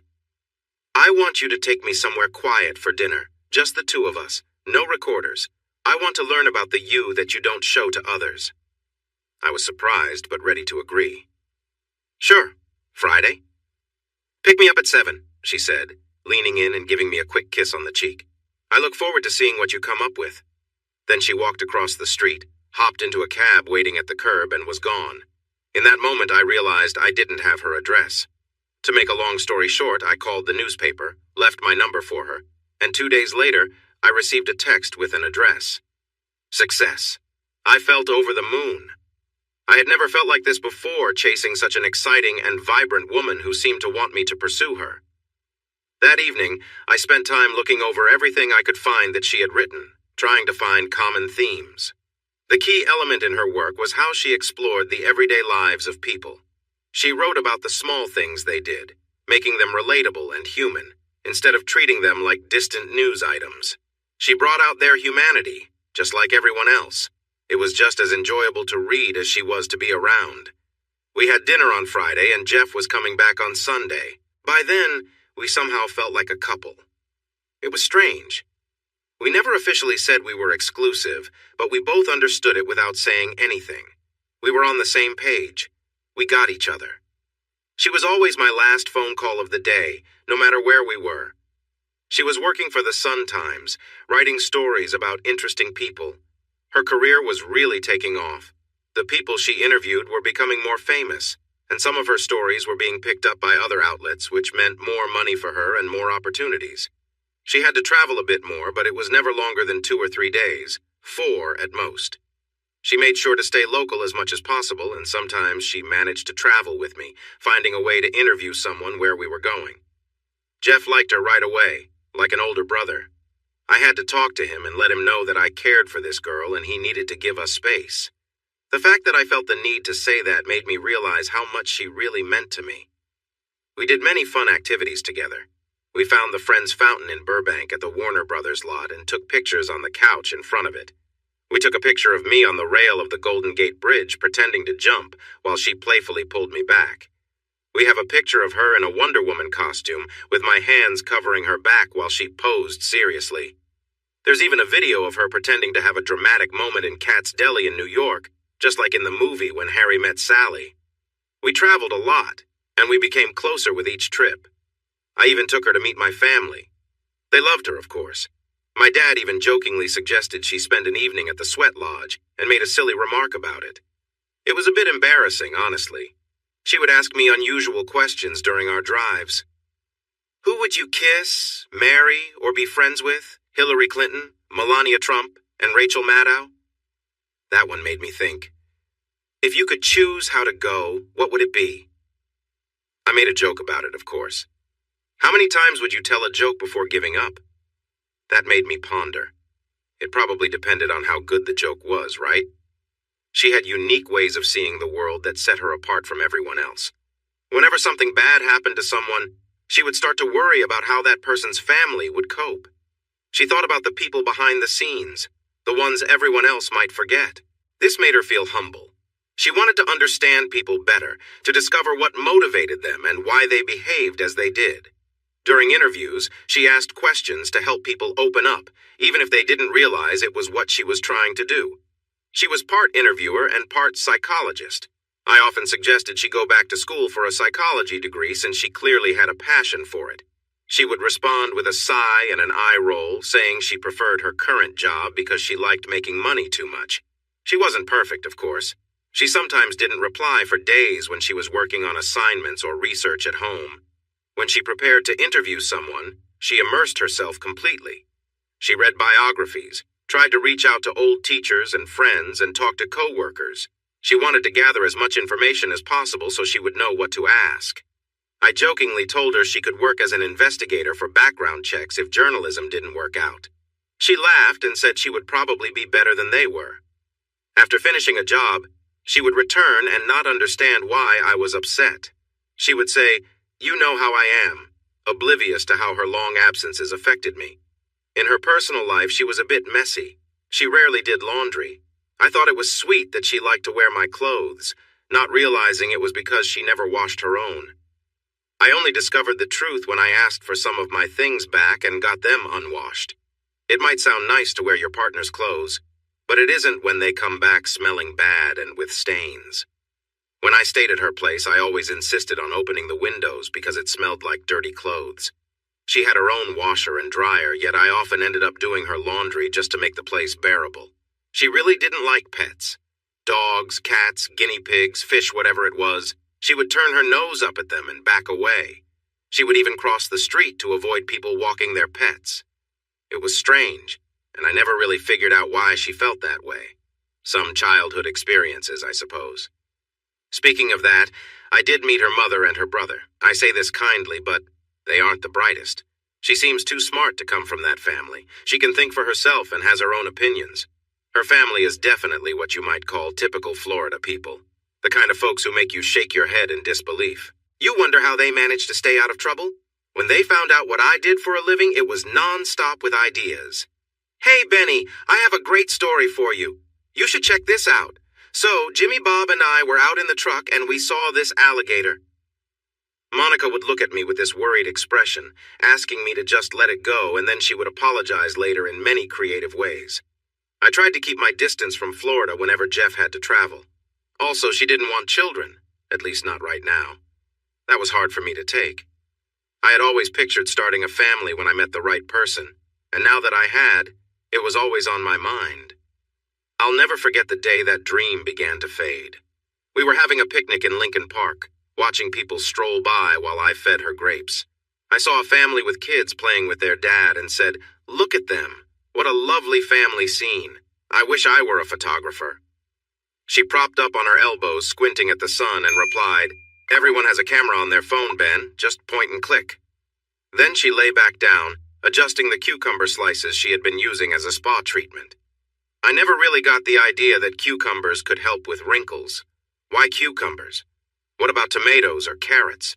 Could I use celery to make my tummy smaller? There might be a funny idea there to explore. Then she said, "I don't get why people are so fascinated with families and kids. Honestly, I don't want any." I looked at her, concern washing over me, even though she couldn't see it. "Surely you don't mean that. I thought every woman dreamed of being a mother." She sat up again, noticing the worry in my voice as the cucumbers slipped off once more. "Ben, we need to talk about this," she said seriously, looking right at me. This was clearly important to her. "I don't want kids at all. There, I said it. I don't like them. I don't enjoy being around them. They annoy me, and it feels like a waste of time and money." "But," I tried to say, but I was quickly interrupted. "Everyone acts like kids are the most important thing in the world. I don't agree. I want to do what I enjoy with people I like. I don't want the weight of responsibility that could make me unhappy later." She spoke passionately, her words coming out quickly. I could tell she had been challenged on this by others and was ready to defend her viewpoint. I stared at her, clearly shocked by her reasoning. She looked back, unfazed by my reaction. "What? Everyone is having kids. My decision won't change anything. Since I was born, nearly 1 billion more people have joined this world, mostly from places that don't use birth control. The planet doesn't need more kids from me. If that sounds selfish, so be it." I was silent for a moment, trying to process her words. I really didn't know what to say. "What about me?" I asked, feeling a bit hurt. "Just accept it. If you want to be with me, that's how it is," she said flatly, leaning back, ending the conversation. "Wait a minute," I said more firmly. "You don't want kids, so I can't have a say? Is that it?" I was starting to get frustrated with her attitude. What kind of partnership is that? She sat up again, and I could see concern about us in her eyes, mixed with determination. "Ben, I love you. You know that. But I love you, not future kids. I appreciate what we have and don't want to change it. Kids can bring problems. Maybe I'm not expressing this well." She bit her lip, and I couldn't tell if it was intentional or not. She sat up straight, leaned forward, and took my hand. "Maybe I'm being too strict. I've faced a lot of pressure about this, especially from my mom. I get that good things can come from having kids, but I believe more challenges also come with them. It's like a gamble, and you won't know the outcome for years. If they turn out to be difficult, you just have to deal with it. I don't want that for my life. I want the freedom to travel and interview important people whenever I want, and changing diapers won't allow that. You? Don't make me laugh." She looked deeply into my eyes, her tough stance softening a bit. I sighed. I didn't expect our day to go like this. "You are asking a lot for me to give up, Monica." She sighed and pressed her lips together for a moment. I know I'm asking a lot. It's a big sacrifice, I understand. You need some time to think about it, but this is important to me. We need to talk about this now before we get married. If it's too much for you, then you need to think about what matters more to you. No. She noticed I was about to speak. "No, you do. This is a big deal, and I realize that. Just because it doesn't mean much to me doesn't mean it won't for you. I get that. You need to understand what you're getting into. We don't have to decide everything today," even though it was clear she already had her mind made up. I nodded. Then I thought of something. "What do you give up?" I asked. "Sorry," she replied, tilting her head slightly. "You are asking me to give up something important. How do you plan to balance that?" "What do you mean?" she asked, a bit cautious. She realized we might be starting to negotiate, which indicated I was considering her request. "I'm not sure. I need to think about what might be worth giving up having kids for." "Well, I can guarantee you one thing," she said confidently. "And what's that?" I asked back. You'd be the happiest husband without kids ever, in more ways than one, I promise. That was certainly something. We left it at that for the day. Later, we talked again, and I got her to say, "That's how I feel now. I might change my mind. Women can do that." I suspected she was just trying to make me feel better, not that she truly believed it. What did I get in this deal? I had her love. I wasn't sure if it was worth everything, but it looked like it was the only way forward. The truth was, I either had to accept this or we would be done. I wasn't thrilled about it, but being with her made me happier than I thought possible. So I committed myself to making the best of it. You never know what could happen in the future. I never did get to suggest some of my ideas, though. She was not open to sharing. She clearly told me to forget that thought. Oh well, at least I tried. About 2 years later, I made a big change for her. I accepted that I wouldn't have kids and that she was more important to me than anything else. I was tired of using condoms, and she couldn't take the pill much longer. I learned that there are specific guidelines for how long a woman should be on the pill before needing a break. Other options caused issues for her, so to show her I was fully committed, I decided to have a procedure done. It wasn't so bad and got better in a couple of days. There were some funny moments in it, too. I thought it was a big, kind gesture, but Monica didn't want to talk for a couple of months after, so there was that. Anyway, putting those problems aside, we were perfect for each other. We fit together really well. The time we spent together was wonderful. Monica loved to be creative and playful, even in public. She always wanted to have fun and often took the lead. I remember coming home upset because someone at work was being unreasonable. Monica would listen to me moan, and she'd smile as she helped me relax and forget about my bad day. She was great at making me feel good. I know she learned to please me because she wasn't very good at first, but over time she asked me what I liked and practiced so she could get better. For me, it was all about her excitement. Someone who loves making you happy is truly special, and it brings a sense of fun. Monica enjoyed what she was doing and really focused on it. She loved to connect with me and showed how much she cared. That was just part of our relationship.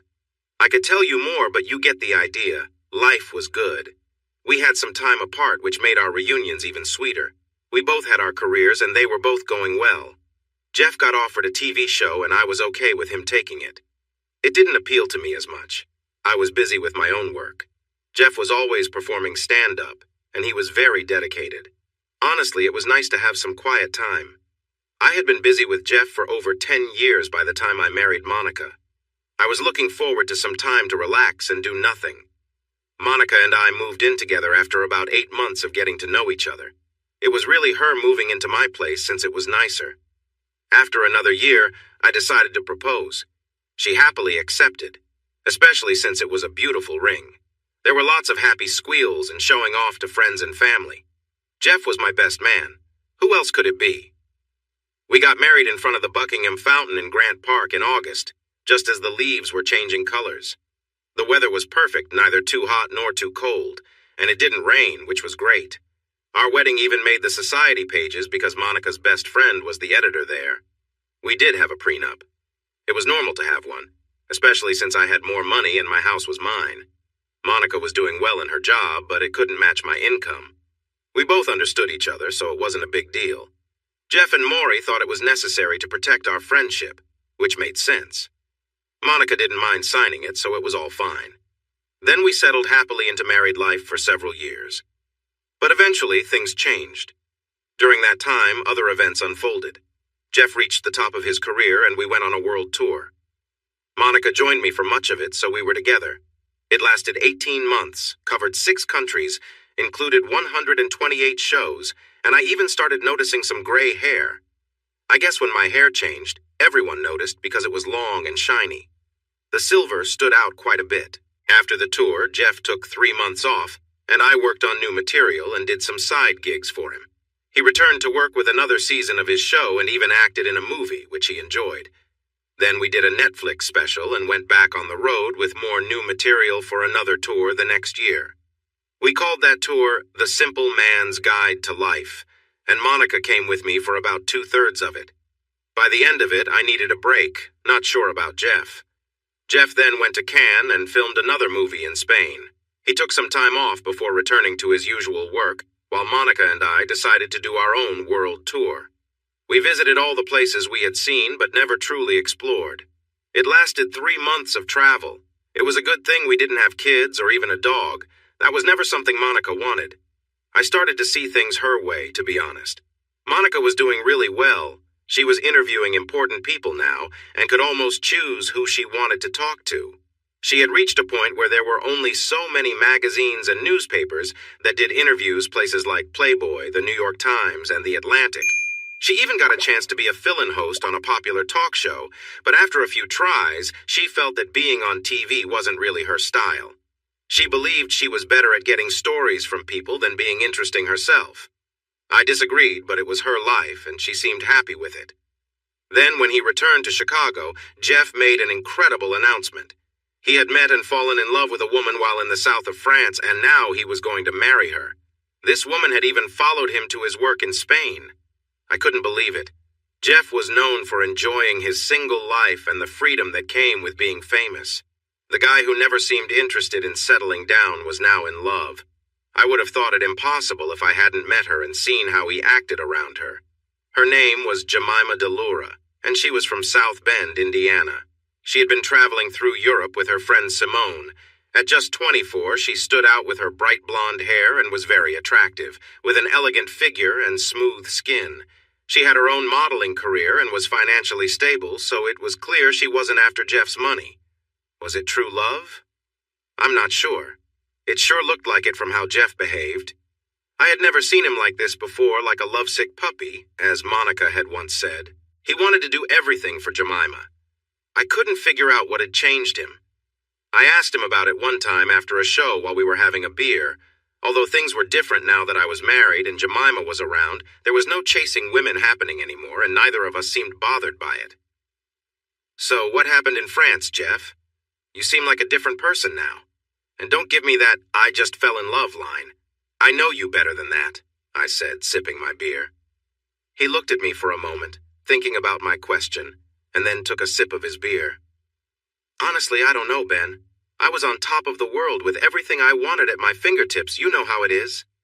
He looked away, then stared at the mirror behind the bar, peeling the label off his bottle. And then she walked into the hotel lobby. She wasn't even a guest there. I can't explain it. Maybe I was just tired of my old life. Maybe I was finally ready for something new. I really don't know. All I know is that when I saw her, with her bright smile and beautiful hair wearing cut-off jeans, I thought, yes, that's it. She's what I want. She's what I need. So I walked over, said hello, and we had a drink at the bar. He chuckled a little. But Jeff wasn't trying to brag about that moment. He wasn't acting like he was better than anyone else. It was just the truth. He couldn't go anywhere in the Western world without someone recognizing him. Both of us had worked very hard to achieve our success. When you become known, people get familiar with you. That's just how it is. It doesn't mean he doesn't appreciate what comes with success. Jeff has never turned down a request for an autograph or photo when I was around. He looked at me again. I know you don't approve of some parts of my life, Ben. I can see your expression when you think about my dating life now that you're married. You've grown up and I haven't. I understand that. I was surprised he felt that way. I didn't think I showed it so clearly, but I guess I did. I was about to say something to apologize for any misunderstanding when he raised his hand. No, it's okay. I get it. I've known you for a long time. I understand what you're thinking, and you probably get what I feel too. But here's the thing. I'm having a hard time figuring out my thoughts right now. I don't know why. I didn't wake up one day thinking, I want something different. I was happy. Then she walked in and suddenly I felt drawn to her. She has something special. I can't quite explain it, just that she has it. Maybe I was ready for this. Maybe I need it right now. I don't really know, but it feels important. I want it too, obviously. Have you seen how great she looks? She's stunning. He went back to opening his drink. Tonight it seemed like he needed to share his feelings, so I just sat and listened. She makes me happy, you know. Not only because of what she brings to my life, but also because of what I can do for her. I spoke up. I've never heard you say something like that, Jeff. That's a big deal. Putting someone else's needs above your own sounds like a great connection as long as she feels the same way. I think she does, but then again, I could be wrong. You know how it is. Sometimes we see things the way we want to. He wasn't quite understanding that saying, but it fit what he wanted to express for now. Are you happy, Jeff? Really happy? He turned towards me. I would marry her in a second if she wanted to. I've told her many times. She wants to take her time and get to know each other better. I'm fine with that. She's mentioned that we will eventually get married, but it might take some time to get there. She believes that this time together will help us understand each other more deeply. I'm all in, no matter what it takes. After that, the bar was mostly quiet, or as quiet as it can be in a lively place. I gave a thoughtful smile, showing I appreciated my friend's words. I looked her in the eye and said, "If you're happy, I'm happy. Just make sure you have a good agreement in place, all right?" From that point on, we spent a lot of time together as a group. She and Monica really clicked right away.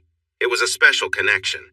Jem praised Monica for her style, and Monica returned the compliment about Jem's hair, and just like that, they became good friends. The two of them would go out shopping together. I found it interesting because Jem's style was quite different from Monica's, yet they could easily spend an entire day at the mall, filling the car with shopping bags. They also enjoyed ladies' nights at either our place or Jeff's. Sometimes it was just the two of them, and sometimes with other friends. We all went to the movies together when we could, and the women would try to broaden our perspectives. They thought attending performances about serious issues could help us see things differently, but I found it hard to understand how watching certain types of shows would change our views. Jeff felt the same way. To be fair, they also came with us to some basketball and hockey games.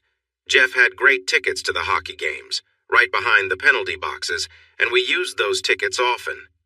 We were all happy as couples, enjoying time together as a group, while the girls did their own activities and Jeff and I focused on work. Everything was going well. Then, something shifted. I can even remember the day it happened. We went out as a group to eat at a fun restaurant.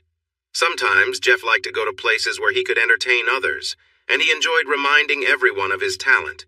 It was part of who he was, and we didn't mind because he always put on a good show. But that night felt different. I couldn't quite put my finger on it.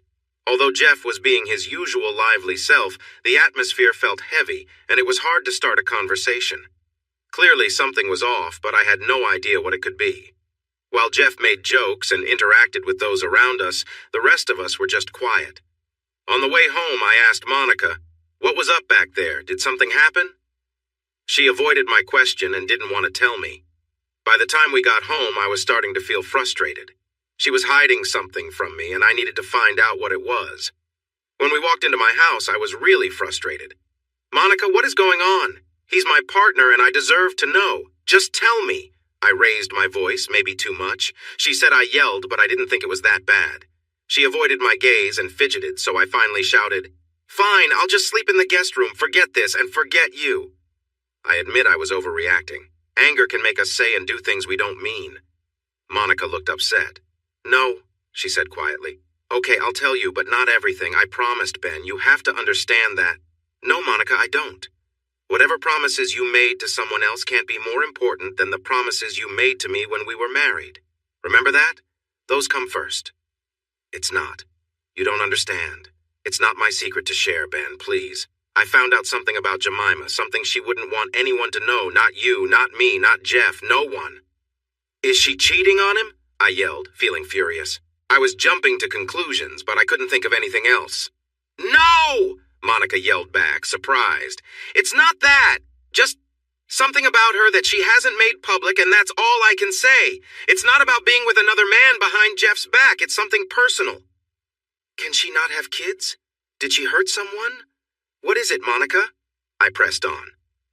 "Look, Ben, if you had a secret that you didn't want people to know, wouldn't you want someone to promise not to share it? I'm trying to respect that. Please. If you found out, it would hurt our friendship with them.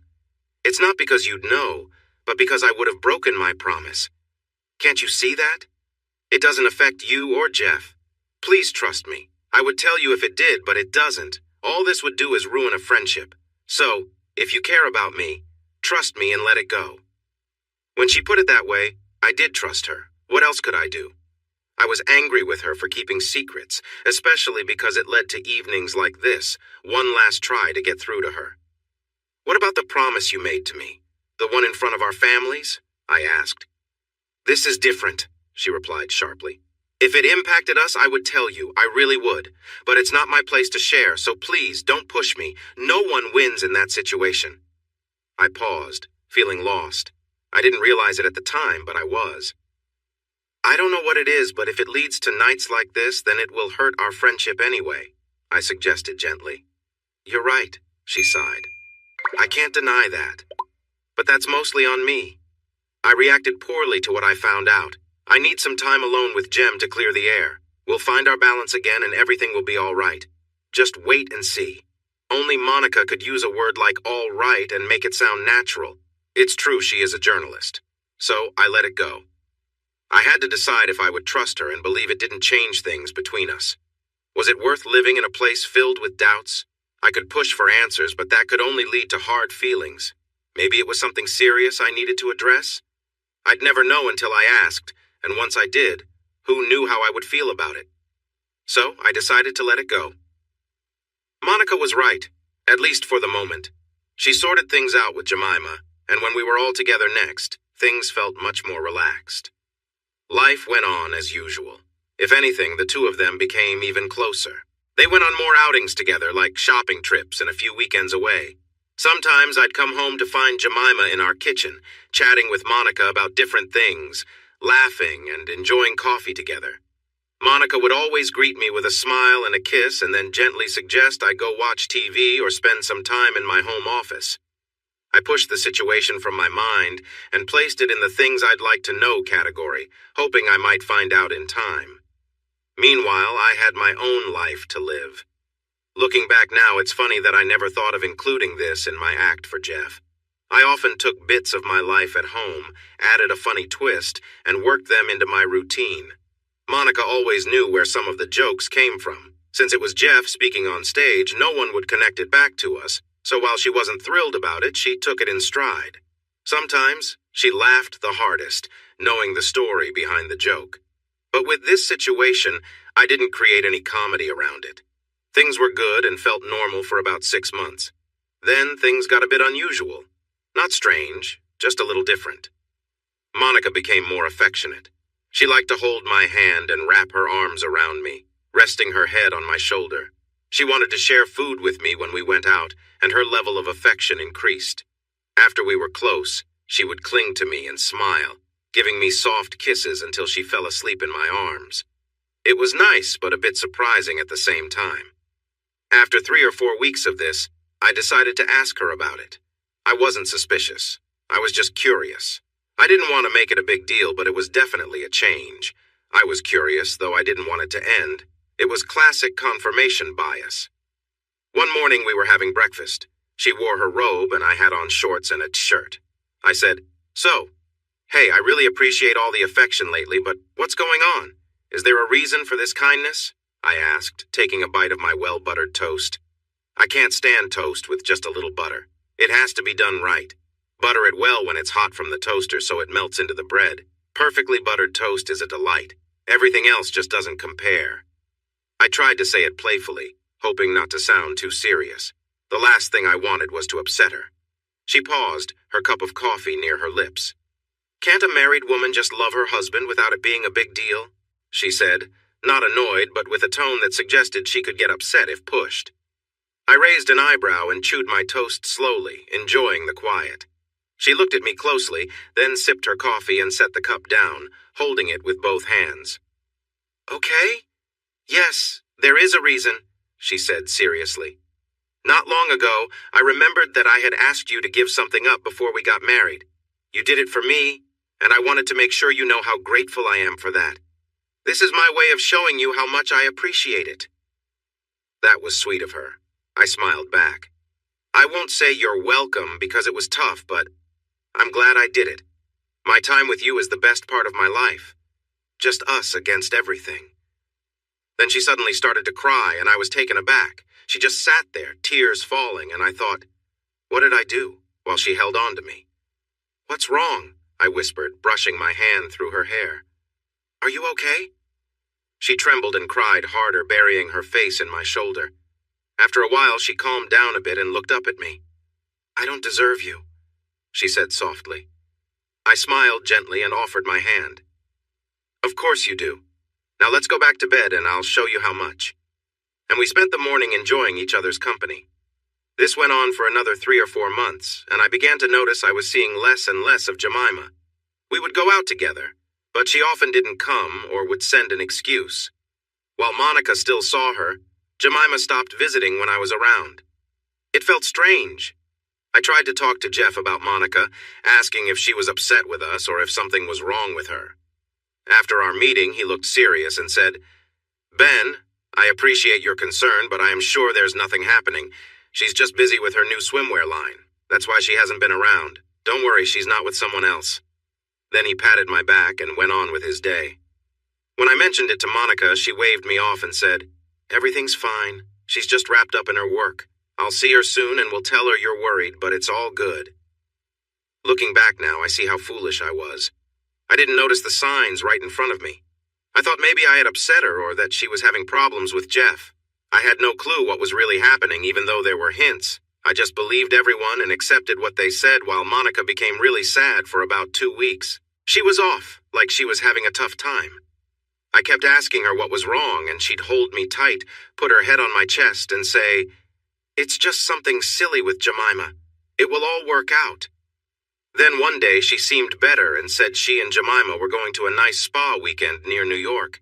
She promised that everything would be okay when she got back and that we'd finally take a vacation together. I was so naive. She left on Wednesday and was supposed to return on Sunday. It was only when I got a call from the spa on Friday that things started to make sense. Monica had left her wallet there, and they called to let her know. They got her voicemail and were calling me as her emergency contact to inform me. Emergency contact? I wondered why a spa would need that. The name, Family Clinic of Staten Island, did not sound like any spa I knew. They wouldn't give me any information over the phone. They said they couldn't share such details. A quick search online gave me the answers I needed. It was a family planning clinic that provided certain medical services. No wonder her phone was off. She couldn't let me see where she was since we shared locations. Now I only had one question. Who was it for? Was it for Jemima or for Monica? I thought it was probably about Jemima based on how things had been lately. She hadn't been around much and it all added up. Monica had never been fond of children, so it was hard to believe this was about her. On Saturday morning, I got a call from Jemima's phone. "Hello, Jem?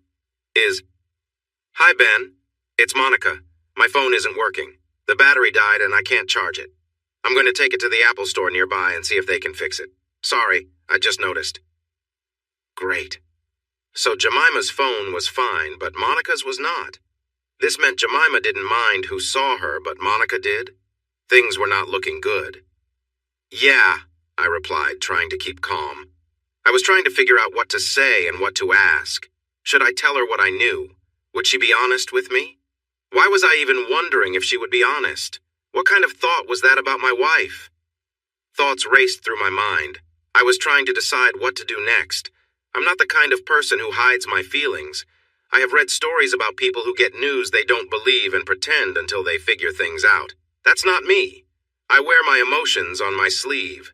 It's part of how I live. To be true to myself, I have to express my feelings. Some might say I should have stayed calm, but I am who I am. "Are you okay, Ben?" she asked after a moment. "You seem quiet."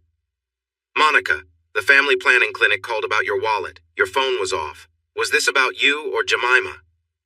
There was a sharp intake of breath followed by silence, and then she said softly, "I'm so sorry, Ben," before hanging up. While it wasn't certain, I was almost sure this was Monica. It matched what I had seen from her. She had been clingy, then distant for a while, probably when she found out something, and then off to New York to deal with it. I convinced myself it couldn't have been my fault. I held on to that belief because I had undergone a procedure that should have prevented it. Still, I knew that sometimes things could change. But if it wasn't mine, then whose was it? I tried calling back, but Monica's phone remained off. She was either still pretending about her battery or didn't want to talk to me. Probably both. Jemima's phone went straight to voicemail and she wasn't answering at all, so I did what anyone would do. I called Jeff and asked to meet him right away. I needed to see him before Jemima did. I needed to find out if Jeff knew something, and if he did, whether he knew who the father was. Jemima wasn't worried about Jeff knowing her location, so it made sense that he had information. I was familiar with Jeff, I knew his tells, and I believed he wouldn't be able to lie to me if I asked him directly. We met at a local coffee shop. For Jeff, it was a familiar spot, so he managed to blend in, even if he looked a bit out of sorts. He arrived wearing a hat and dark sunglasses, not the polished look you would expect from a successful comedian. As soon as I sat down, I could tell that either Jemima or Monica had spoken to him. He set his coffee on the table, took off his hat and glasses, and leaned back, raising both hands. And just like that, the feelings of betrayal began again. "Ben, before you react, please understand this was never supposed to happen." He started, but I just stared at him, trying to grasp what he was saying. "What the heck?" I said, a bit louder than I intended. He glanced around and leaned in closer. "Keep your voice down. We don't want everyone to hear," he urged me. "You what?" I pressed, my gaze steady on him. His expression showed that he was evaluating the moment. He wasn't trying to make things worse. He seemed to feel sorry for me, but he was also figuring out whether we needed to move somewhere else. "I knew this was a bad idea before Monica," he managed to say, before I slammed my hands on the table, not caring what anyone thought. "It's your baby?" I exclaimed, leaning in closer, feeling a mix of anger and confusion. He raised his hands again.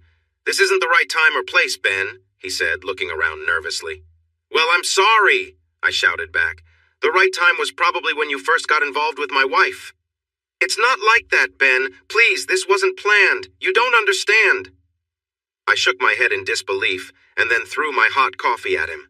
I didn't care about his reasons or excuses. Why should I listen to him? He was the last person I wanted to hear from. If I had calmed down, I might have figured out what he was trying to say, but I was too angry. I felt betrayed not only by Jemima, but by my best friend and business partner, too. If I had thought clearly, I might have realized that some pieces of the puzzle didn't fit together. If it was Jeff's child, why would Jemima be with Monica for the abortion? It didn't add up. As the day went on, the betrayal was not over, and I would learn more soon enough.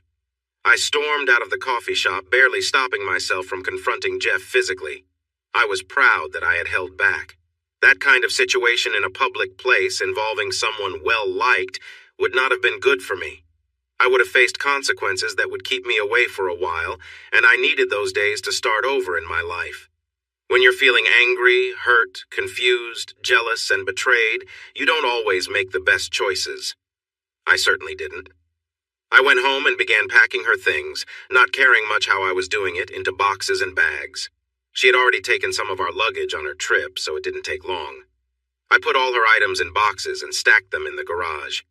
Her car was at the airport, and since there wasn't anyone nearby to help, I considered taking everything to Jeff's place. But he lived in a fancy apartment with a doorman, so getting in would have been difficult. Plus, I didn't want to see him because my feelings were still raw. It was best to leave everything in the garage for the time being. Since our locks worked with codes and fingerprints, it was simple for me to change them and remove her access. I also updated the passwords on our network to prevent her from connecting automatically if she came back, just to be safe. Then, I took care of the usual tasks. I created a new account, moved some money around, and changed all the passwords for our shared investment account. The agreement we had outlined what she would receive, and I made sure to leave enough in the account for her to start anew. Most of the investments were still in my name anyway, and I would deal with that later when it came to legal matters. I also knew I had to find a lawyer. Rather than asking the one we used for business, I decided to look for someone new, as I didn't want to trust anyone at that moment. I found a random lawyer based on recommendations online and set up an appointment for the next day. In my anger, I wanted to finalize the divorce quickly. I wanted her to feel the sadness I felt, the pain that I believed she deserved. After everything was done, once I'd let out all my anger, I just sat back. I pushed away from the laptop and took a moment to think about everything, and it wasn't easy. When something like this occurs, you begin to question everything. Not just thoughts like, was I not enough? Or what did I do wrong? Or why doesn't she care about me? But also, every past moment of affection is looked at differently. All the times I interacted with Jeff were examined again in a new light.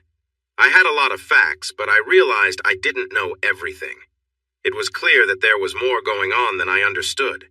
I knew I needed to talk to Jemima. She clearly knew something was happening, which is why she hadn't been around for the past few months. I had convinced myself that this was part of whatever was going on with Jeff.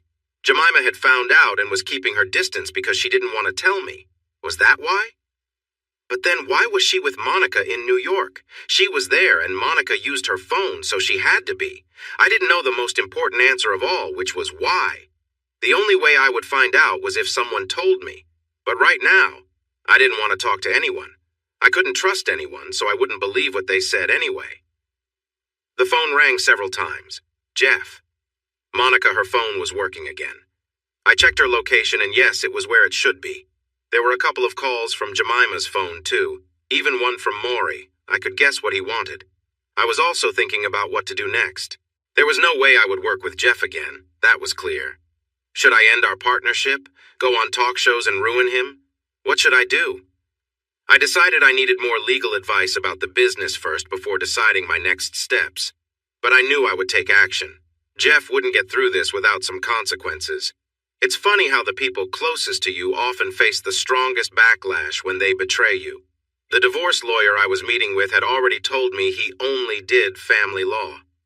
I would need someone else for the business side of things. He might help with that. Then I sat down, had a few glasses of whiskey, and went to bed. Monica wouldn't be back for 2 more days, though I suspected she might want to return early. But would she be allowed to? Would there be enough time for her to recover? I decided I didn't want to think about it. She would return when she could, and no matter what, I would be gone. I planned to leave for the reservation after my meeting with the family law lawyer the next day. I needed to be around people who weren't trying to hurt me. I thought it would be nice to just take some time to heal. I finally fell asleep late and woke up early, ignoring the buzzing phone. My meeting with the divorce lawyer went pretty much as I expected. I brought him the prenup, explained everything I knew, and he agreed to prepare the paperwork for the separation. He mentioned that I would need to know the complete story, so I would have to talk to her at some point. I figured that was normal, right? Get the full story, find closure, and move on. He also said I would need to talk to Jeff, and at that point, he said he would have to refer me to someone else. He recommended a firm called Pearsons and Associates. The main person in charge there seemed to be someone lawyers respected and feared. They had all the services I needed. I said I would talk to Monica and consider getting some help soon to deal with my feelings. But at that moment, I felt nothing. I had gone from angry to sad, and now I was just numb. I felt like a cork floating in water, moved around without any control. Packing up her things and seeing a divorce lawyer felt like pulling that cork out. Now that it was done, I was lost, unsure of what to do next. I hadn't really thought through what happened. I was just responding to things happening around me. Every interaction started to feel uncertain. I began questioning everything I thought I knew about myself. I wondered not just, why did this happen to me, but also, why did something like this seem to happen to me? These are 2 very different questions with different meanings. So, I went home, packed a bag, bought an expensive last-minute ticket, and left my phone on the kitchen table after printing my boarding pass and calling my parents to tell them I was coming. I took an old phone we used before, just to order a ride, and then left. When I arrived, it felt good to be in a place where I felt welcome. Spending time with my parents, my brother, his wife, and their kids was just what I needed. It took time to explain everything that happened and share my feelings, or lack of feeling, about it all beyond the initial anger. But that sharing among family passed down through generations is special. Being open with the people you love holds great power. The Native American way values understanding the person speaking, what matters to them, and respecting who they truly are. There's no need to hide. The real you deserves respect, and honesty comes naturally. In Native American life, there are still issues to deal with, but it's different from the politics found elsewhere. Western society often forces people to hide who they are. People are so focused on how others see them that they often don't show their true selves. You have to guess what people want because they won't say it for fear of being exploited. The Native American view is about figuring out if you can help and understanding what you might gain in return. You shouldn't push others to do things they don't want to do. That's not right. That's why my people live on a small reservation, far from the land we once freely roamed. The Native American way values honesty and respect from the start. When disagreements arise, they are about real issues, making it easier to find solutions. It's hard to explain, but that is the essence of it. It seems there is a lack of honesty and self-awareness in much of modern society. I could share my feelings openly. I talked about how I felt and what I thought. When questions were asked, I could respond honestly. It felt liberating to reveal my true feelings to people who care about me. Even in moments of disagreement, I knew their intentions were kind. They genuinely wanted to help me move forward. During these deep conversations with my family, tough questions came up. For instance, my brother asked, "Was her having an abortion the worst choice she could have made?" That question made me think. If she had announced she was pregnant with someone else, wouldn't I have suggested an abortion anyway? She made the choice without consulting me, which definitely affected how I felt about it. It wasn't so much about judging her decision, but rather the fact that I was left out of the decision-making. It was uncomfortable to be in that situation, but I couldn't know her reasons, only my feelings about it. Another question was, would you want to know? Looking back, I would definitely want to know if my business partner was involved with my wife. Living in ignorance isn't easy. While I felt somewhat content not knowing, I sensed something was wrong. You can't treat your spouse in a way that leads to complications like this without losing some degree of respect for them. If one partner loses respect for the other, it raises questions about the relationship itself. Does it really matter how that happens? We discussed my feelings a lot. We wondered how she might have been feeling, why she could have strayed, and what I wanted for the future. I was told to take my time before making any decisions. I shouldn't rush, and should think about what I wanted and needed. I also needed to gather more information. I wondered why she acted the way she did and how she felt. Maybe she was ready to leave and be with Jeff. I had no idea how Jemima would feel about that. You would think she'd be upset. But she was with Monica in New York during the divorce process. Was she there to make sure things went smoothly in their marriage? Or was she there to support Monica emotionally? It was puzzling. After all, her husband was the cause of this situation, so wouldn't she be angry? It was clear I needed to talk to her too. I accepted that our marriage was over. No matter the reason, the disrespect she showed me was something I couldn't overlook. She knew how much I had given up to be with her. I felt like she took that gift and threw it away, and we both were aware of it. The house belonged to me because it was clearly stated in the prenup. It was mine before we got married, it was paid off, and it was completely mine. I wouldn't be surprised if she tried to move out while I was away. Either way, I needed to have a serious conversation to get some closure and move on. I still loved the woman I thought was my wife, but the person I saw now didn't feel like her. She looked like her and acted like her, but she wasn't the same at a deeper level.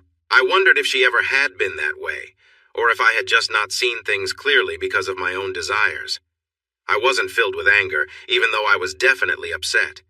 It was a strong upset, like a don't make me upset sort of thing, but not to the point where I wanted to break things. I felt very sad and had many questions about both myself and her. I wondered if I wasn't enough for her. What did she need that I couldn't give her? What had I done wrong? Why was what I offered not enough for her? I had a lot of feelings, but they seemed to be manageable for the situation. One evening, we talked about this a lot. My sister-in-law thought the true impact of what happened hadn't hit me yet, and maybe she was right. My brother, who can be difficult, joked that I wasn't emotionally mature, so it was unlikely I felt emotions like other people. I should mention he had been drinking, so he wasn't trying to be mean. He was just aiming for humor.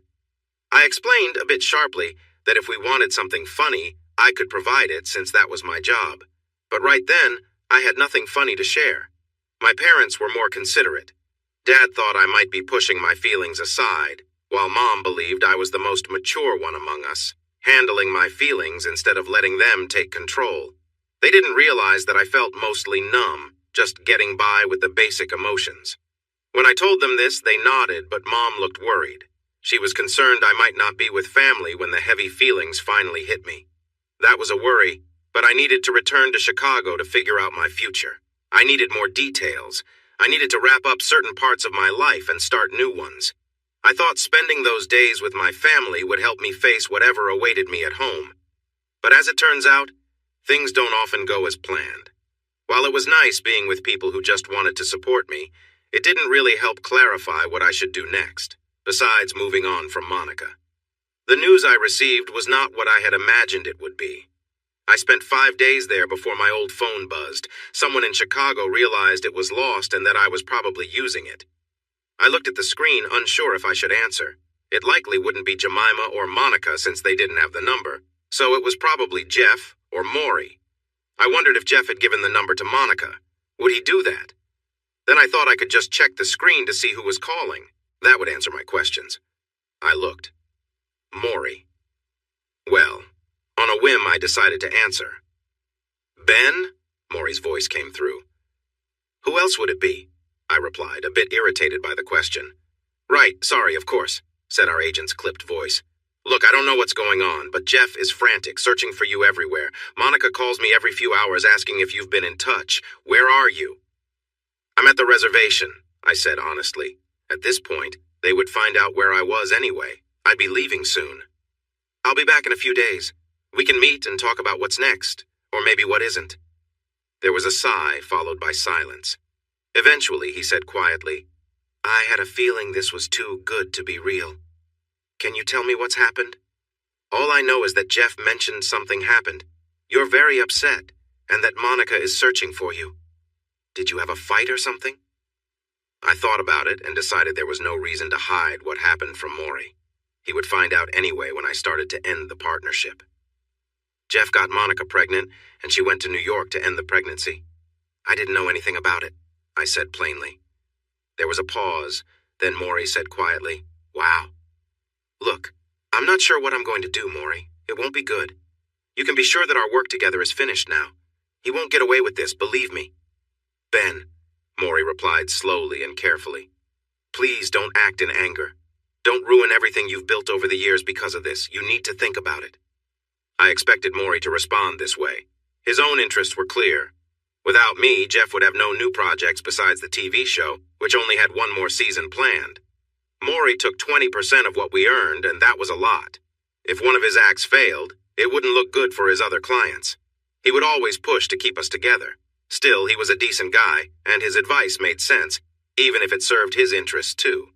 I decided I would check into the legal side of the partnership after I dealt with the situation regarding Monica. While I wanted Jeff to face consequences, it was better to do it carefully than to react rashly and make things worse. I wanted the results of my actions to be clear and intentional. I felt so numb that this plan even sounded okay to me. Listen, Maury, I honestly don't know what I'm going to do next. I'll divorce Monica, of course, but regarding the partnership, I'll probably end it or something similar. I can promise I won't be working with him anymore.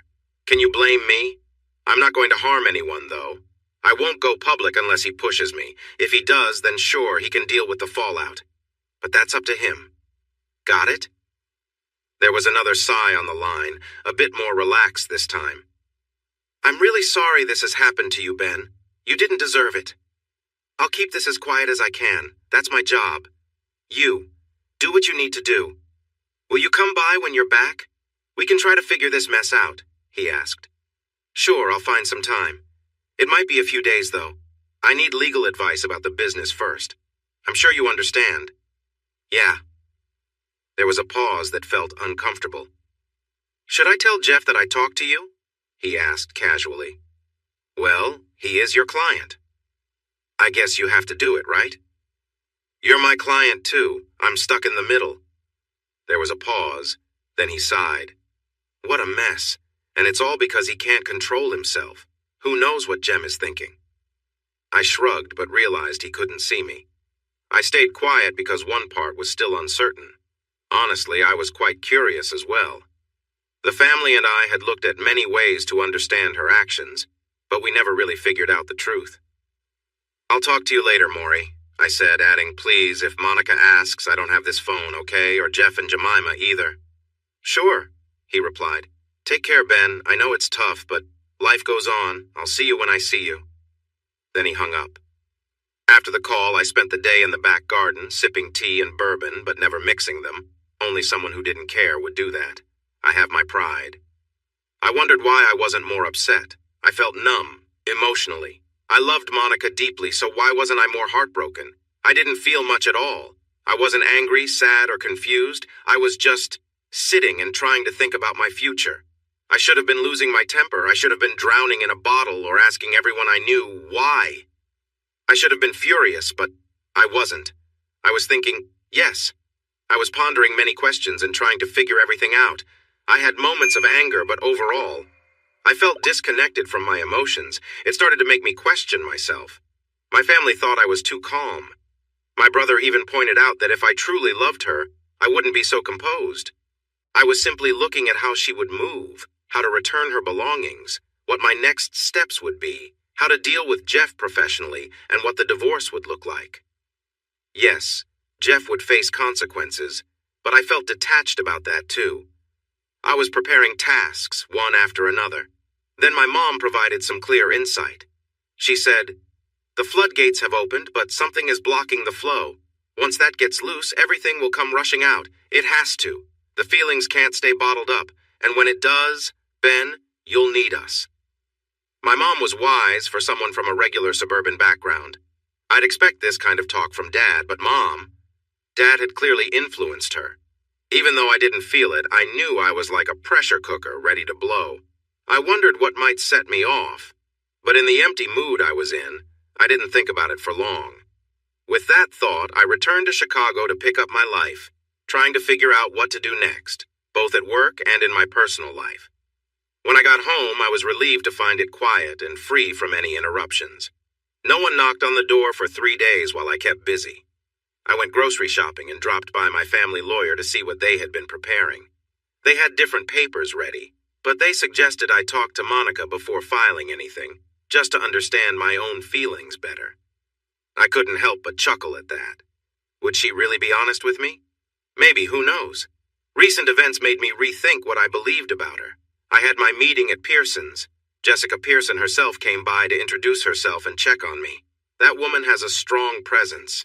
If anyone thought I had it together, I was just a mess compared to her.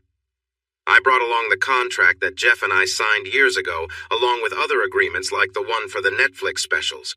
They said they would review them, and then we could discuss my options.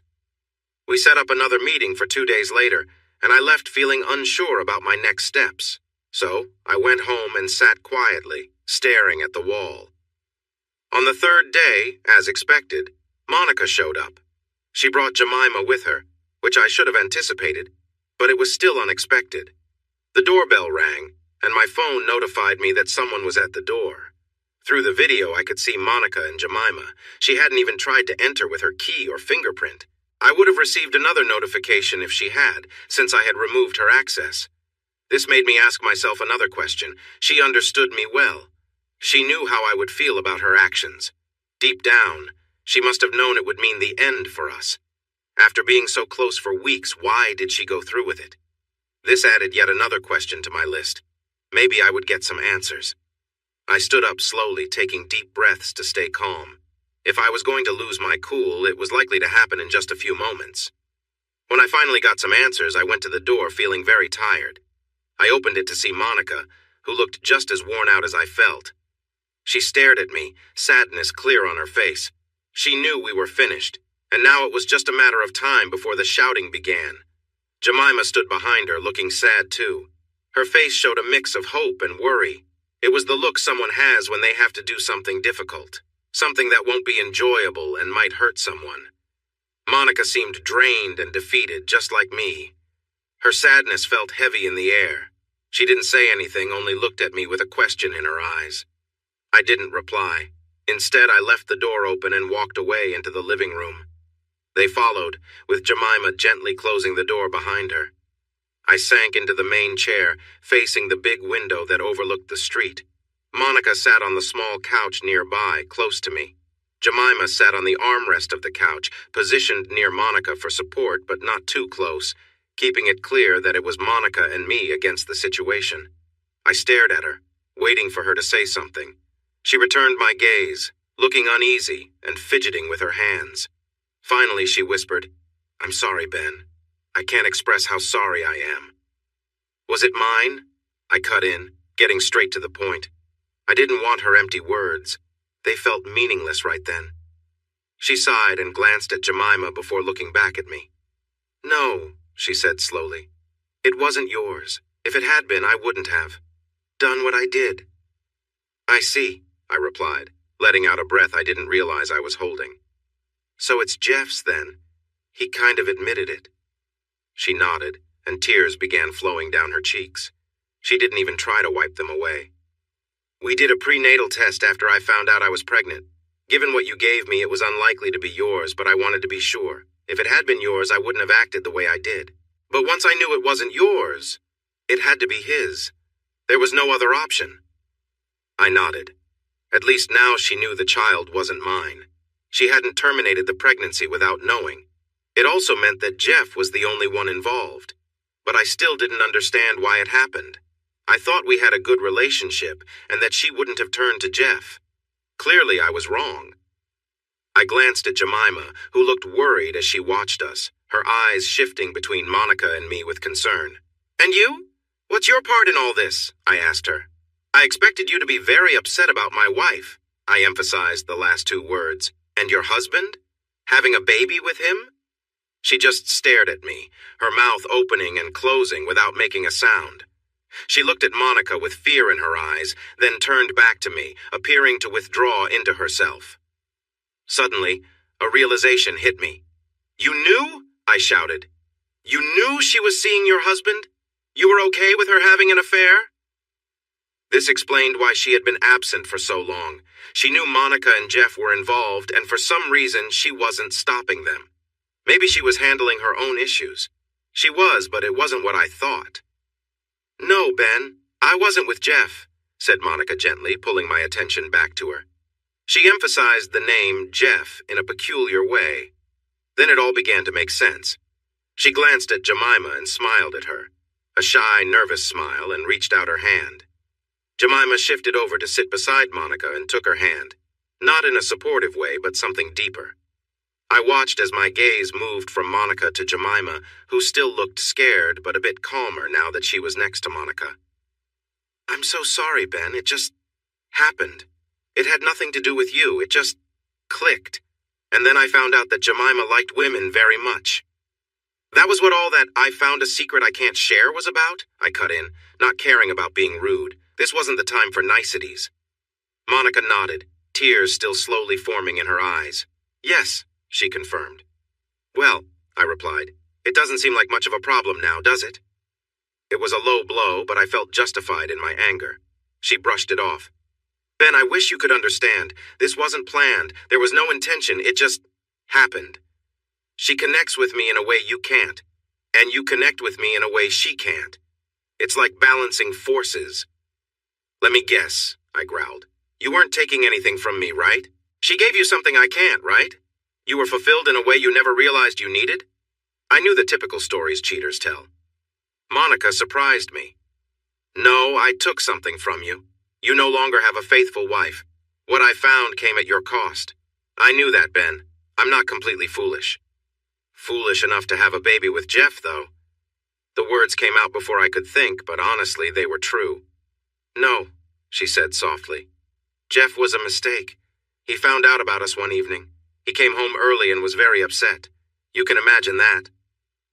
Oh, I could imagine all right. I could guess what would happen next. Now I understood the whole story.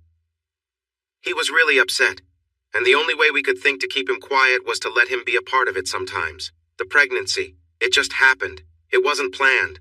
I don't know if the protection failed or what. It just happened, Ben. I'm really sorry. When I found out, we had to figure something out quickly. There was no way I could carry that man's baby, not for a second longer than necessary. I noticed the "we" in what she said, but no matter what happened next, it was clear that Jeff was in trouble. "If it had been your baby, I would have carried it without hesitation. But it was his, and the timing made it clear. I'm sorry." She lowered her head. "Anyone else's?" I yelled. "How many other men were there?" Honestly, I didn't believe there was anyone else. Still, I couldn't believe she had done what she did, so it felt like a valid question. She looked back at me, surprised. "There was no one else, Ben. Just Jeff. Sorry for the wording." She was still holding Jemima's hand, and Jemima had her other arm around her shoulders, holding her close while still looking at me. "I could still do this, you know," Monica said quietly, a hint of hope in her voice. "What do you mean?" I asked, taken aback. "I know you want kids. I know you gave that up for me. I could make that happen, to make up for it. We could raise them together, all three of us." Monica's expression changed as she looked at me, hope now shining in her eyes. It seemed she thought she had found a solution. "I had a procedure, Monica, you know that," I replied sharply. "Well, I hear it's reversible. People do it all the time," she said, almost pleading. "We could work this out. Together." "We?" I said, looking over at Jemima and then back at Monica. "Oh, Ben, please don't push her away. She's the only support I have right now. She's been there for me through all of this." "How can you say that, Monica?" I replied, frustrated. "She's part of the problem. This mess is because of her, you, and Jeff. I know, Ben. I understand that you didn't deserve this, but it's happened. I love her, I love you, and I was with Jeff, and while it was okay, it was nothing like what we have. We made a mistake, leading to this pregnancy. We made a decision about it." She stumbled over her words, but continued. "And now we're being honest with you. I hope you can be kinder than I have been." But I wasn't feeling kind at all. I was trying to keep my emotions in check, but anger, bitterness, and sadness were rising up, ready to take over. All the feelings I had been holding back came rushing forward. My mom could no longer hide her troubles. "Where are you staying now?" I asked, not even trying to answer her plea for help. "Not with Jeff, I hope?"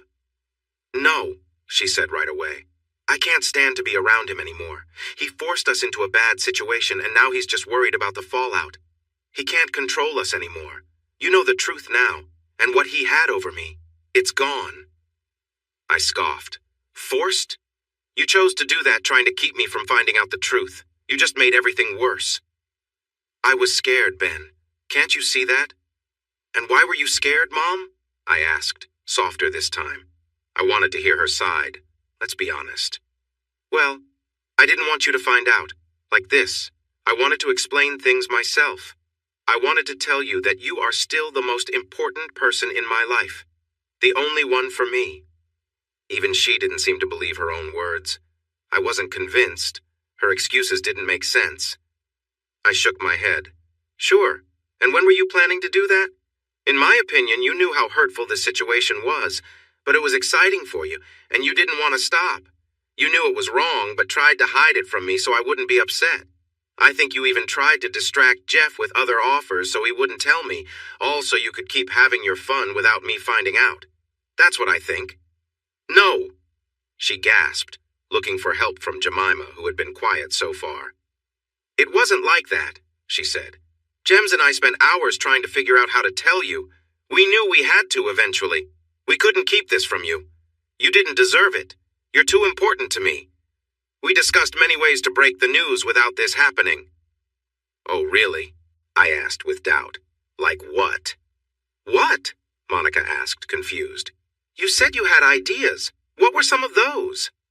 Monica looked at Jemima, who nodded at her supportively. "Well, one idea was to put on a fun show for you and Jeff.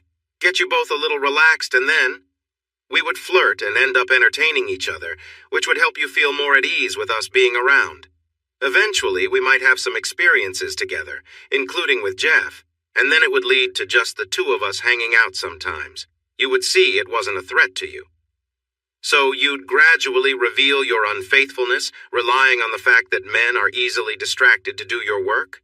I said sarcastically, wishing for a drink. "No, well, yes, a bit," she admitted. "But you never actually did that, did you?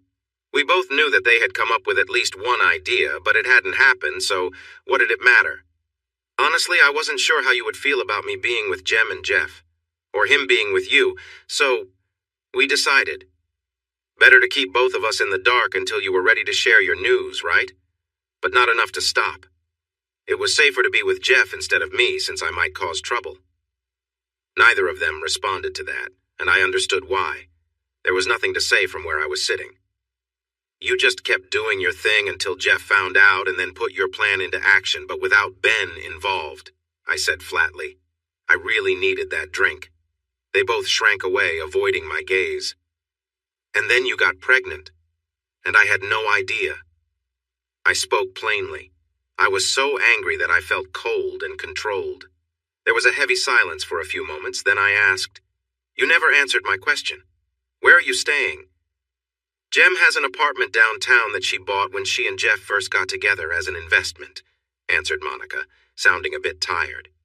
"We are staying there." I looked at Jemima and directed my next question to her. "You've been quiet. How did you think Jeff would take your news if you got to tell him first?" She shifted uncomfortably and glanced at Monica. "Don't look at her. Answer for yourself," I said, tired of just Monica talking. She shifted again and finally said, "I think Jeff is. Easier than you. Less complicated. Less." She searched for the right word and settled on strict when it comes to relationships. "You think he would have been okay with this?" I asked, genuinely confused. "I believe that if I explained it right and assured him I'd still be there for him, he would have been open to it, yes," she replied. I just looked at her. She seemed to be out of touch with reality, just like Monica. I once heard a political commentator say that when you make a decision that affects a person's ability to earn money, it will always be criticized by that person, no matter how right the decision is. I realized that this idea applied to relationships as well. It didn't matter how silly their argument was. If a relationship was in danger, any reason to defend it felt valid to those involved. "He was there for me during the times we were together," Jemima insisted, raising her voice. Monica looked surprised by her tone. "Well, he was..." Jemima shot back at Monica, upset. "It was working." "It was only working because he had the upper hand," I said calmly. "It was temporary, and he knew it. I think you're mistaken, Jemima. Jeff changed when you came into the picture. The things he said about you make me think it wasn't really working, more like you wanted to believe it was. I think he kept you around while enjoying his fun with two attractive girls who wanted to keep him happy. What guy wouldn't like that? And then Monica getting pregnant just messed everything up, didn't it?" What I really wanted to say was that they were both aware of his shortcomings and were enjoying themselves at the same time. I tried to stay composed. I wanted to hurt them, but I needed to understand their thoughts and words to truly grasp the situation. While words can be powerful, I knew this wasn't the right time to unleash my feelings. I was already plotting how to bring pain to everyone involved. If my mom could see into my mind at that moment, she would have been disappointed, shaking her head. All her teachings would seem wasted. But that didn't matter to me. Jemima looked at me with a sad expression, and Monica felt the need to explain. "You have to understand, Ben, it was an accident, an unexpected situation. I took care of it as soon as I found out. There was never going to be a little Jeff running around, you can be sure of that." "You could have used protection to avoid any of this," I replied, feeling resigned. Monica sighed. "Yes, we did. But we were. Desperate. I didn't think it through properly." "Desperate to keep your secret from me," I responded, keeping my tone steady. I wasn't ready to give them sympathy or understanding. They didn't deserve that. "You didn't think about how this would turn out for me, but you definitely thought about how it would affect yourself, or you wouldn't have been making Jeff so happy, right?" Monica sighed again. "We weren't trying to hurt you, Ben. We just needed some time. Time to figure out how to tell you this without making you really upset. I know we weren't fair to you. I know you have strong beliefs about loyalty. I understood mine before all this. I knew it would be hard for you to accept. It wasn't planned. It just happened. It just happened, did it?" I said, using air quotes again. "Things like this don't just happen, Monica. There are signs, moments that lead up to those choices, flirting and all that. It's something you actively choose to do." For once, Monica sat up straight and spoke clearly. "No, it wasn't like that. I know you won't believe me, but there was no long build-up of flirting leading to this. I wasn't aware that I was crossing any lines. If that were the case, I would have noticed and stopped. You know I feel the same way about trust and loyalty as you do. Do you really believe I would say one thing to you and then go down that road, knowing it could ruin my marriage?" There was a thoughtful silence before I replied. "I wouldn't have imagined you would have an affair with a woman, end up with my business partner, and then find yourself in a situation like this, so I'm unsure of what to believe right now." Monica sighed with frustration. "Yes, I get that. Before all this, would you have ever thought something like this could happen with me? No, we both know that's true. The truth is, it happened quickly. It wasn't curiosity or because I was looking for something that you couldn't give me. I was happy and secure. And then, she glanced at Jemima, who reached out and touched her arm, giving her a supportive smile. It happened one day after we were shopping. We bought some fun things for both you guys, some dresses and some lovely outfits. You know, now that I found out Jemima is bisexual, I was surprised when she mentioned how she missed the gentle touch of a woman while we were talking about our partners. I thought, what? And then she told me she had relationships with women before. Apparently it's quite common in modeling circles, but I didn't suddenly want to try that just because she enjoyed it. I wasn't thinking, oh, I have to experience that or anything like that. You saw how I reacted when I learned this, even if you didn't know what it meant. I was not happy, quite the opposite. She paused and looked at me. Could I get a bottle of water or something? I'm really thirsty.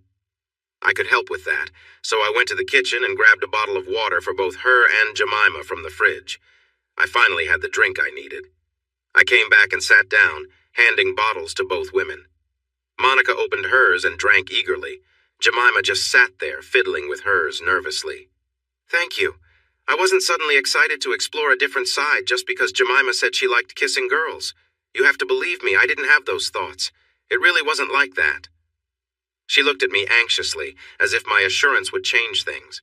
For her, it seemed to matter. I just stared back at her, and she continued after a moment.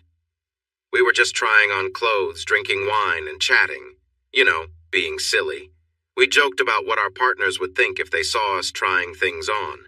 Then Jemima said, I don't know what Ben will think, but I know what I think. There was a pause, and I asked her what she meant. She said she found it incredibly exciting, and then she kissed me.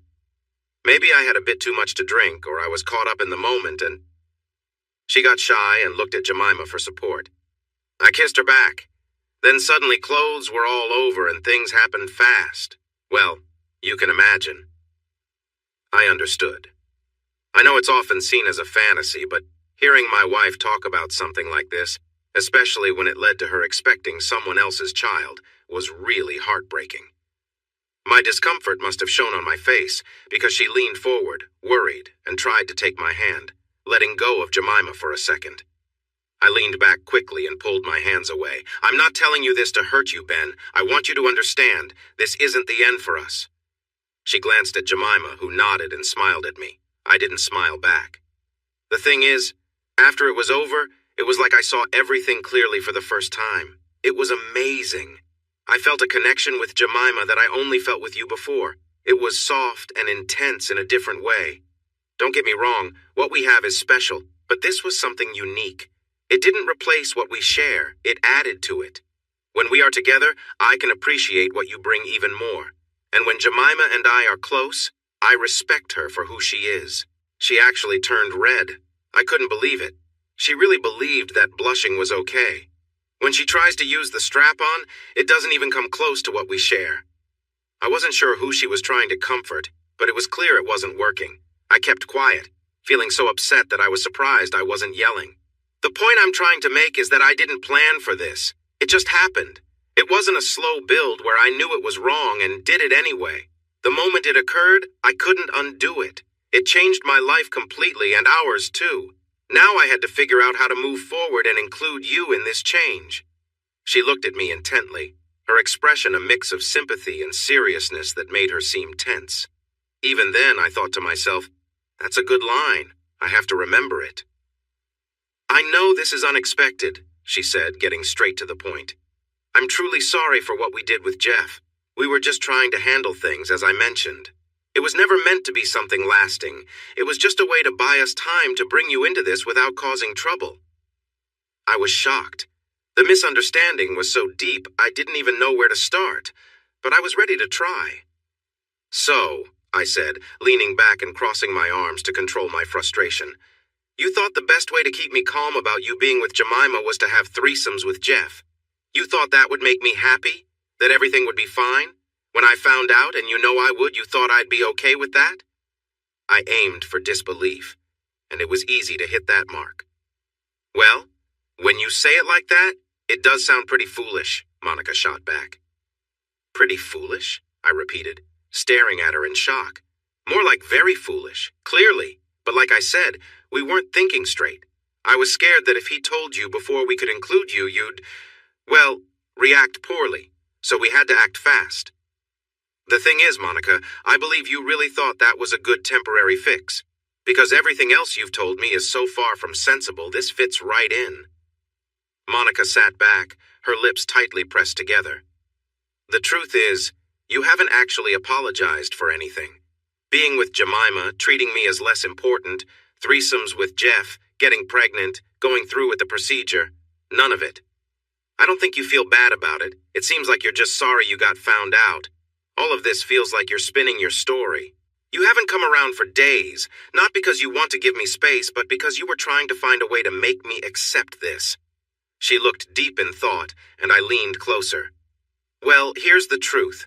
I'm not going to accept it. You knew that from the start.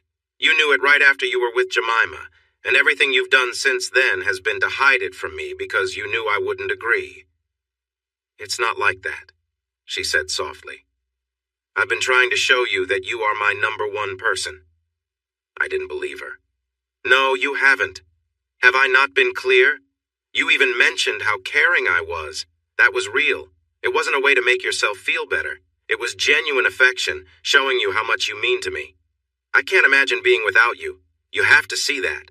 I wanted to know if things were still the same between us, and they are. My new experiences didn't change how I feel about you. If anything, I've realized even more how wonderful you are. I let out a short laugh, filled with disbelief. You really don't understand, Monica, I said sharply. Everything you say shows your true feelings. Saying number one guy means there should be only one. I shouldn't just be a top person for you. There shouldn't be others. But now your mind is on someone else. You've made it clear that your love for me has changed somehow. It can't be anything but guilt-driven when you suddenly act differently after doing something you knew was wrong. I leaned back with my arms crossed, watching her. She looked annoyed. No, that's not it, she replied, glancing at Jemima. It's more like, you are my soulmate. Then I was with Gems, and I realized I can have a special connection with another woman too. You are still my male soulmate. It feels like I can have different kinds of soulmates. My love for you hasn't changed, or maybe it has, it's grown. Being with Gems has made me see you in a new light. My actions show how much I value you, how deeply I love you. That hasn't changed. She emphasized those last words, hoping I would understand. How? I asked simply. How what? She replied. How did you find new ways to appreciate me? What did you realize about me that you didn't notice before? She seemed caught off guard. I was pointing out one of those phrases that people say that don't really mean anything because they never explain what they mean. It's something comedy writers often do, like using the phrase, thoughts and prayers. What thoughts exactly? What prayers? Can anyone share one? No? Well, the fact that you let me be free, that you trusted me for who I am, was... She suddenly realized she was taking a wrong turn with this conversation. Yeah, that worked out really well for me, didn't it? I trusted you, and look what you did. It was hard to hide my bitterness, and for once, I didn't try. Yeah, bad example, she said, looking down and shifting in her seat. But the fact that you did it is the point I'm making. Not that I'm not wrong for taking advantage of it. So you decided to reward me for trusting you by doing something I should have already been getting as part of our marriage? I asked, steady, looking right at her. The disbelief showed in my voice. Look, I already said this was a bad example. She replied, moving again. And how did I get rewarded? I continued. What did you do that you hadn't done before? Well, I tried to give you more attention. Be there for you. Tried to be loving. Touch you. Remind you I was yours. More affection, more focus on you. Even though you weren't there for me, I cut in. I wasn't going to give her an easy way out. I was yours, she responded, a little angry. And I was there. Except when you were with her, I pointed out, nodding at Jemima. Because you spent a lot of time with her. You couldn't help it, not since you decided you had a special connection. She glanced at Jemima, looked down and sighed. And so, you rewarded me by doing things you should have been doing already, right? If you are a good partner, You should already be doing everything you mentioned, right? The affection, the attention. You're just doing what you should have been doing from the start. This makes me think you weren't doing those things before. So, you really only improved what you should have done as a caring partner. Monica seemed to think about this, then said, as if she just got an idea, "Well, even if that's true, me being with Jemima just made me a better partner for you." I scoffed. "So, for you to be what you see as a good partner, you need to be with another woman?" Monica growled in frustration. "You always do this. You take something good and make it negative. I care about Jemima, I care about you, I care about both of you. I need both of you. You are both important to me, and it just feels right. I just don't understand how this could be wrong." She was clearly frustrated that I didn't see her point. "You don't get it, Monica. You were with someone you shouldn't have, because you were married to me. That doesn't make it okay, and honestly, I don't care what excuses you have. You knew what you were doing was wrong, and instead of being honest with me, you just kept hiding it. Now it has all come out. Offering me kids now? Do you really think I want children with someone I can't trust? I'm actually relieved we never had kids. Even if we had, you haven't changed your mind. You're only bringing it up now because you got caught. What kind of life would they have? They'd never be loved the way they deserve." I paused to collect my thoughts. Monica looked away, her chin down as my words hit home. "And how do we even know you can have kids anymore? We never discussed it since you didn't want them. And let's say I forgive you. What happens next? Are you going to keep seeing Jemima? Am I supposed to be okay with sharing you like that? We were hoping to find a solution. Jeff had his arrangements, so it seemed fair. I couldn't believe what I heard. Fair? Jeff got you in trouble, and now Jemima is still involved. Jeff will get what he wants, but I won't have her in my home. I told her to leave before I lost my temper. Everything I felt came rushing out. My anger, my hurt, it all poured out like a flood. I knew I was right to feel this way, and so did they." Jemima stood up quickly, worried. I stayed put, already upset. "I'm sorry, Ben. I never meant—" she stuttered as Monica helped her out, looking back at me anxiously. "Just go away," I muttered, tired and not looking up. Monica returned after a brief talk in the hallway and sat down again. "That was too much, Ben," she began, and I felt my anger rise again. "That person has ruined our marriage. I can't believe I only yelled at her," I shouted. Monica took a breath, leaning closer. "She hasn't ruined anything, Ben. This is about your pride and your ego. I understand how you feel, I really do. I did something really bad and wrong, something I shouldn't have. Then I made it even worse, I know that. But now we have to figure out how to move forward." I looked at her. How to move forward? There's only one way. She sighed again. "I knew you'd think that. I realized after my first moment with Jemima that this is where we would end up. That's why I tried so hard to keep this from you. I really don't want us to end. I want to be your wife, your partner, the most important person for you, like you are for me. I would do anything to keep that. Why can't you see that?" Suddenly, my anger faded. Monica saw things through her own wishes. She thought she needed something different, but that wasn't my view. "I see that, Monica, I do. You wanted it all. You keep talking about soulmates, but you are missing the point. A soulmate is one person, not many. That's why it's called a soulmate," I said, tired. I took another sip of my drink. "And what about Jemima? Where does she fit in? What if I need you and she needs you at the same time? Who do you choose?" "I would go to whoever needed me the most at that moment," Monica replied. "And that's the problem. You think it's simple. I shouldn't have to compete for your attention. We had a promise a few years ago that said otherwise. You might find it harder than you think. I'm not on board with this. I'm just trying to help you understand that what you want can't work. You've already broken the trust we had, and that won't come back, no matter how much you explain." I took another sip while she thought about this. "You were with another woman? You fell for her? You crossed lines that we agreed not to.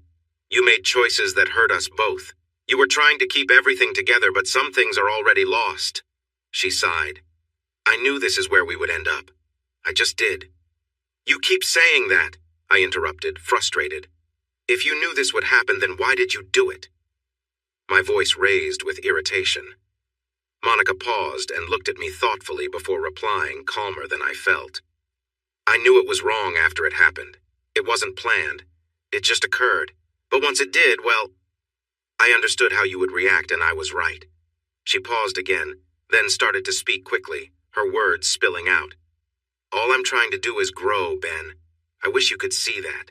It's not about leaving you behind. We could just be partners on a new journey. I scoffed and muttered, Yeah, looks like you have a partner for that journey already. Don't blame me for the mess. Monica, I wasn't the one who suddenly found someone new. I'm not running around with anyone else or causing trouble. Don't put this on me just because I reacted badly to it.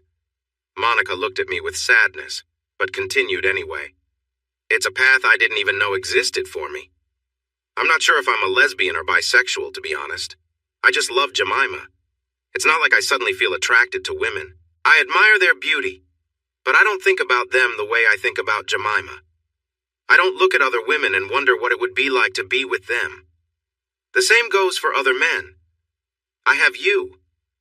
I haven't considered anyone else since we got married. Monica, you are taking something away from me. Your growth comes at the cost of what we have. Being with someone is a balance, whether you want to believe it or not. If you're spending time with Jemima and giving her your affection, then you can't be giving it to me as well. Don't tell me about loving more than one person or sharing love like it's easy.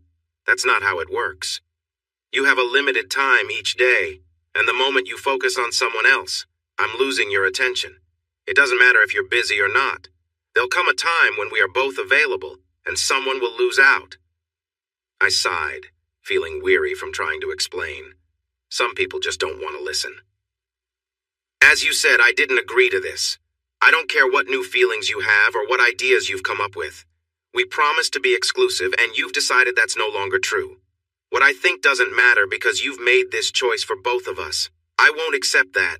And you knew I wouldn't, which is why you did what you did. You made it all so much more complicated. Well done, Monica.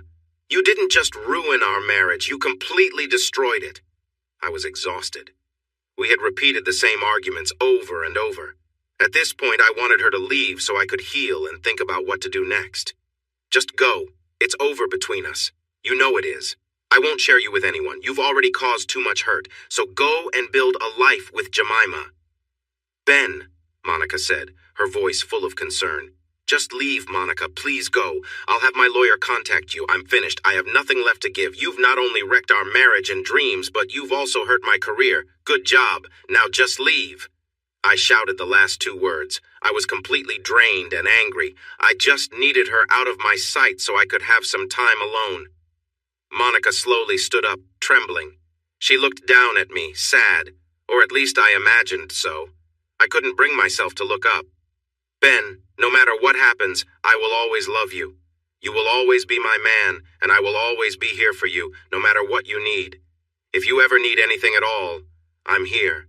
I will never forgive myself for what I've done. I knew we might end up here, but I hoped it wouldn't happen. I wanted to find a way for you to understand, but I see now that was just wishful thinking. I fought hard to hide it from you, but I only made things worse. I'm so sorry. You'll never know how deeply sorry I am. I could hear the tears in her voice, but I still didn't look up. I just pointed toward the door. One last thing, because I know you well.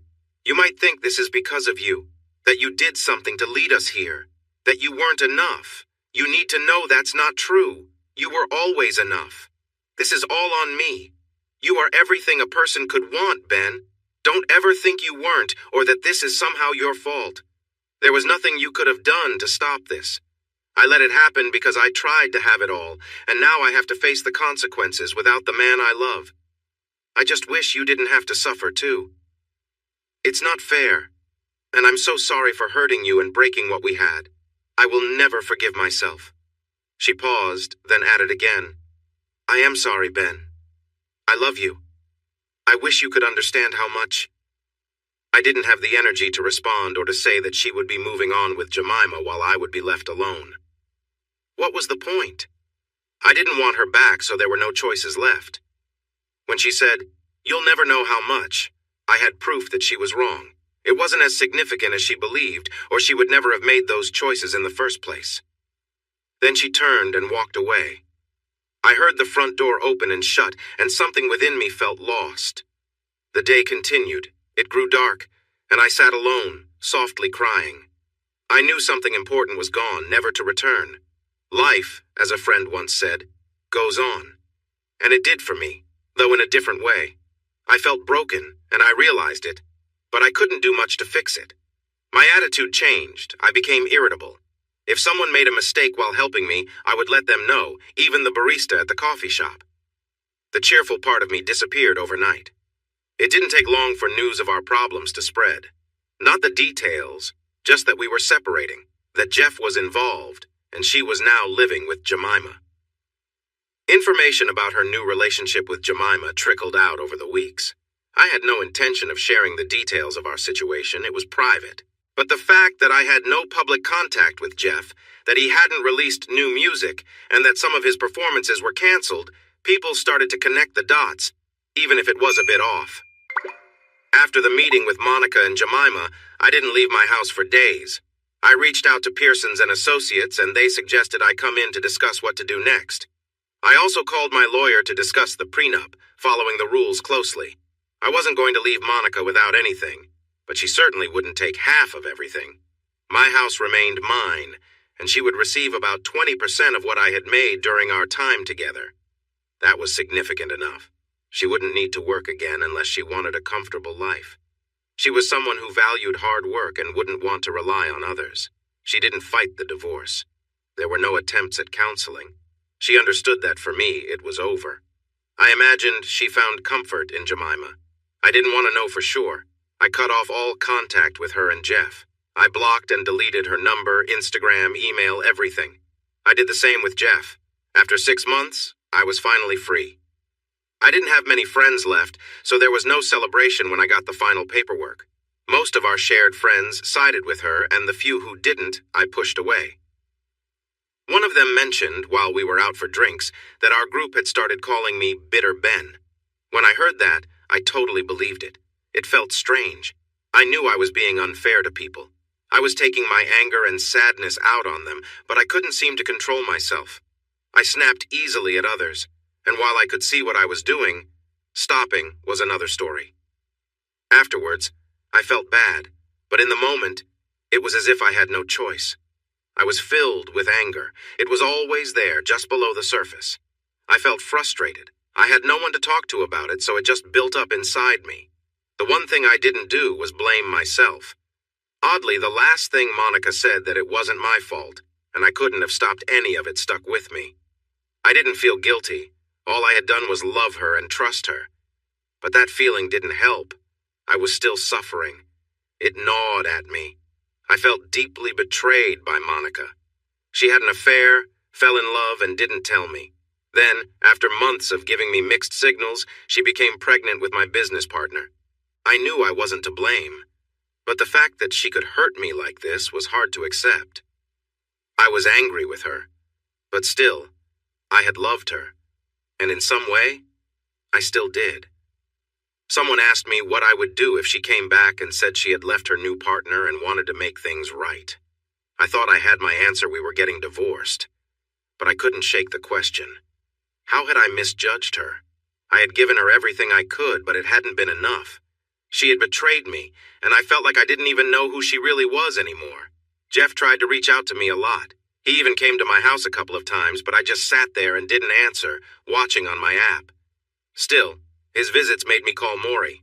He sounded both relieved and anxious when I finally got in touch. Maury? Oh, Ben, thank goodness you called.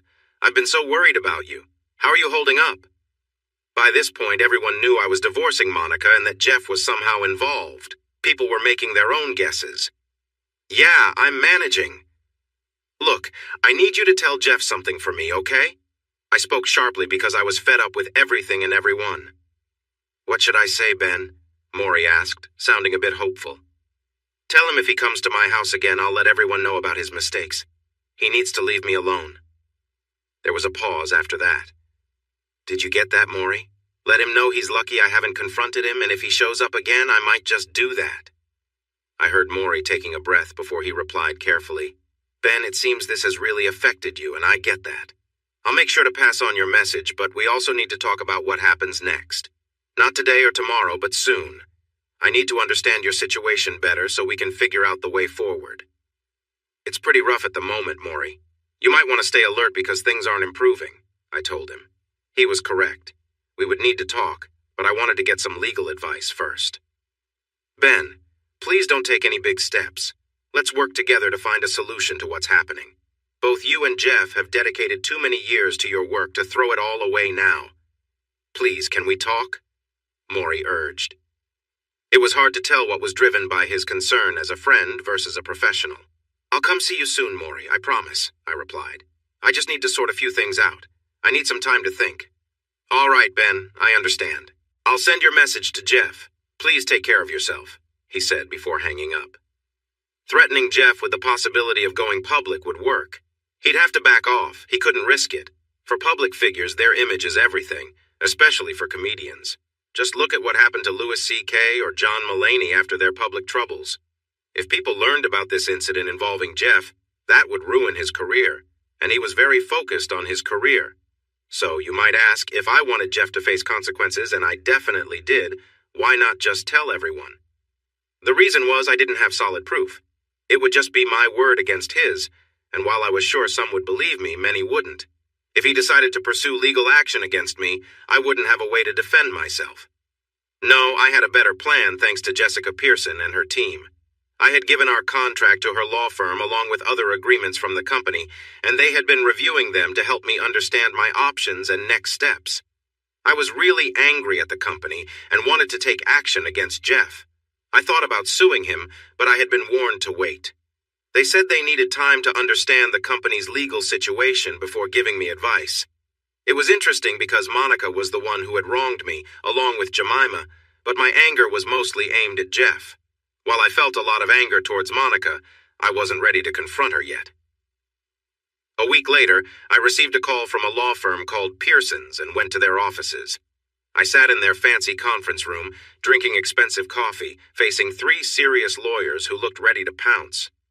I almost joked that we needed a bigger room, but I figured they'd heard that many times before. The first lawyer, whose eyes seemed to shine red at times, said, "Mr. Blackcloud, we've reviewed the contracts and finances you sent us. We now have a good understanding of the situation your company is in, as well as yours and your partner's legal and financial standing. We see that you are understandably upset with Mr. Klondike. The question is, what do you want to do? How much do you want him to suffer?"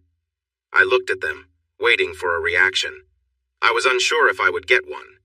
Finally, I said, "I just want him to pay for what he did.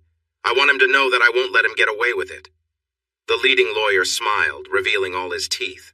It was a little unsettling. "In that case, our advice is simple. If you want to see him really hurt, do nothing." "What?" I asked, startled. "Yes, do nothing. Just make sure you follow through with what you already have in place. Besides that, take no further actions." He leaned back, looking satisfied. I glared at him, wishing he would understand my frustration. However, being a lawyer, he probably dealt with difficult situations all the time. "Let me explain," he said, clearly pleased with himself.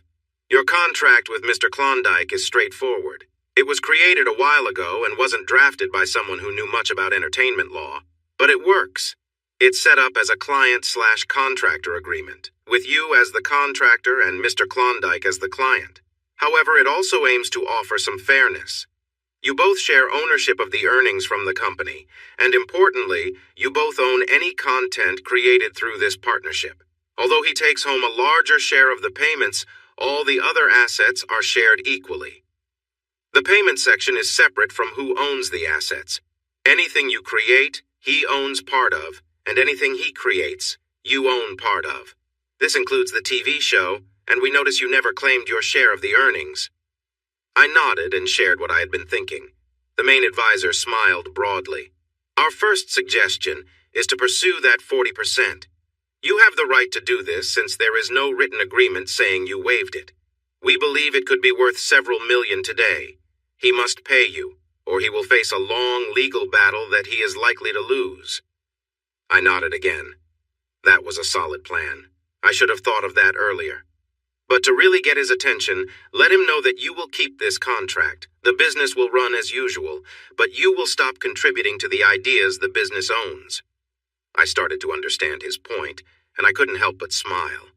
Maybe this was catching on. So, you're suggesting?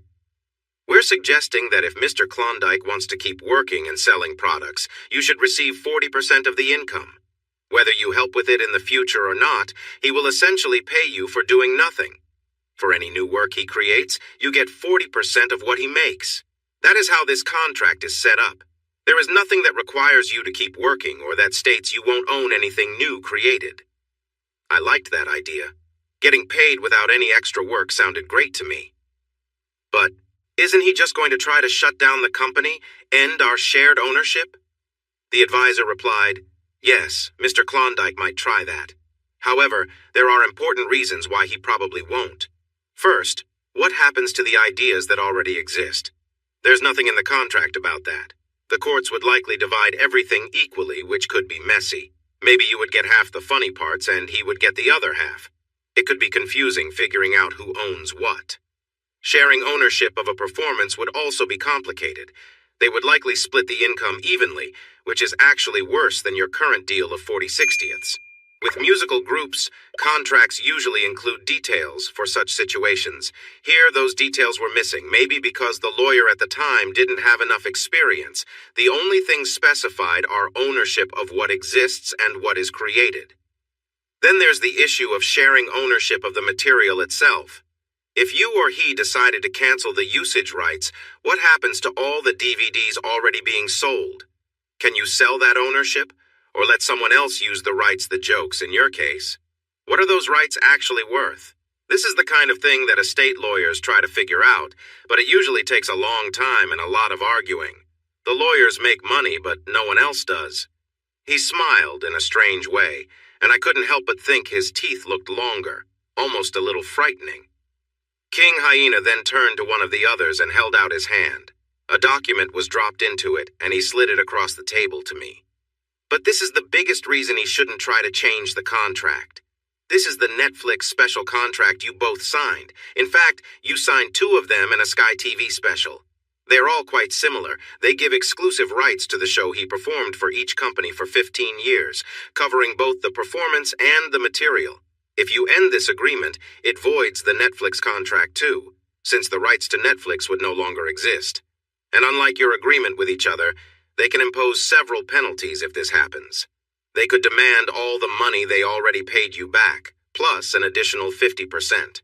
There would also be losses from not having the Netflix special available anymore, which only they can decide. Basically, it gives them the power to financially harm you and Mr. Klondike greatly, without any way for you to appeal. I flipped through the pages of the document, barely paying attention to the words while he explained everything.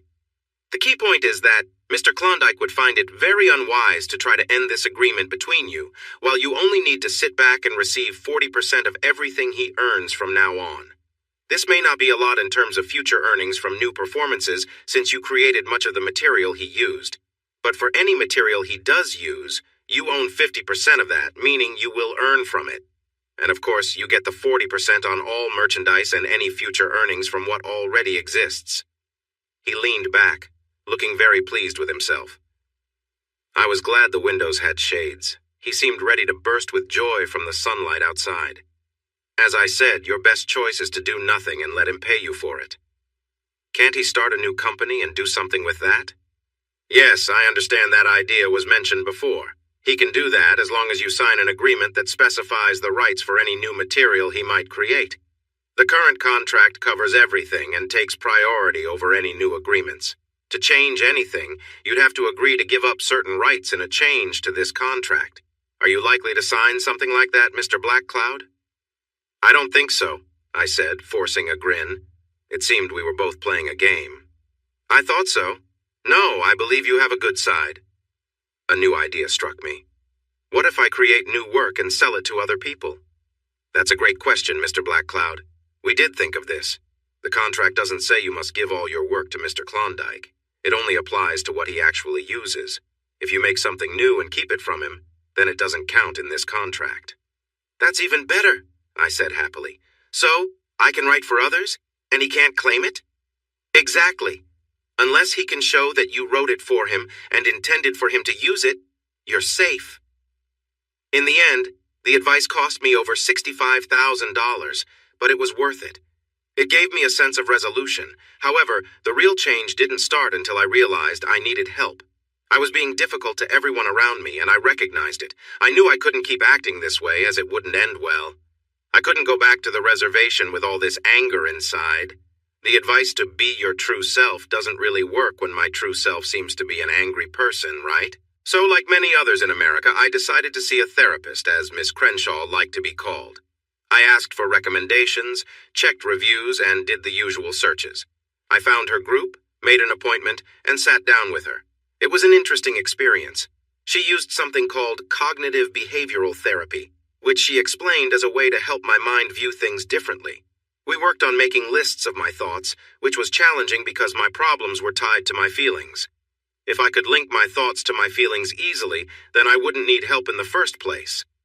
But we kept going. I made lists, and she suggested keeping a journal to track my thoughts and to tell my story. She thought that reading it as a story might help me remember what I was feeling at the time, and we could discuss those thoughts together. So we did that too. It was helpful. I managed to focus my anger on a feeling of betrayal. While I could aim my frustration at a couple of people, Monica, Jeff, and Jemima, I realized I couldn't really get back at them. It left me feeling stuck. I was upset about being let down and felt powerless to show them how much it hurt me. Monica got to ride off into the sunset with her close friend while I was left alone. It took some time for Miss Crenshaw to help me see that this was my own choice. My pride and self-respect played a big role in all of this. Part of what frustrated me was that in my deepest thoughts, I could understand where Monica was coming from, especially regarding her feelings for Jemima. I didn't see it coming because Monica didn't either. There was no teasing or hints ahead of time, at least that's what I believed. It felt like a sudden event that changed everything in our marriage. When Miss Crenshaw challenged me with a similar situation, I understood why Monica hadn't talked to me about it. She clung to our relationship during that time to reassure herself that, even with this new part of her life, the old one wasn't gone. It was wrong of her to try to have both, and it was a poor decision. But I could see why she felt the need to explore without letting go of what she knew. Understanding didn't lessen the pain of feeling betrayed. Not telling me about her feelings for Jemima was unforgivable. There was no doubt about that, and all the issues surrounding Jeff felt like the final blow that made any chance of forgiveness impossible.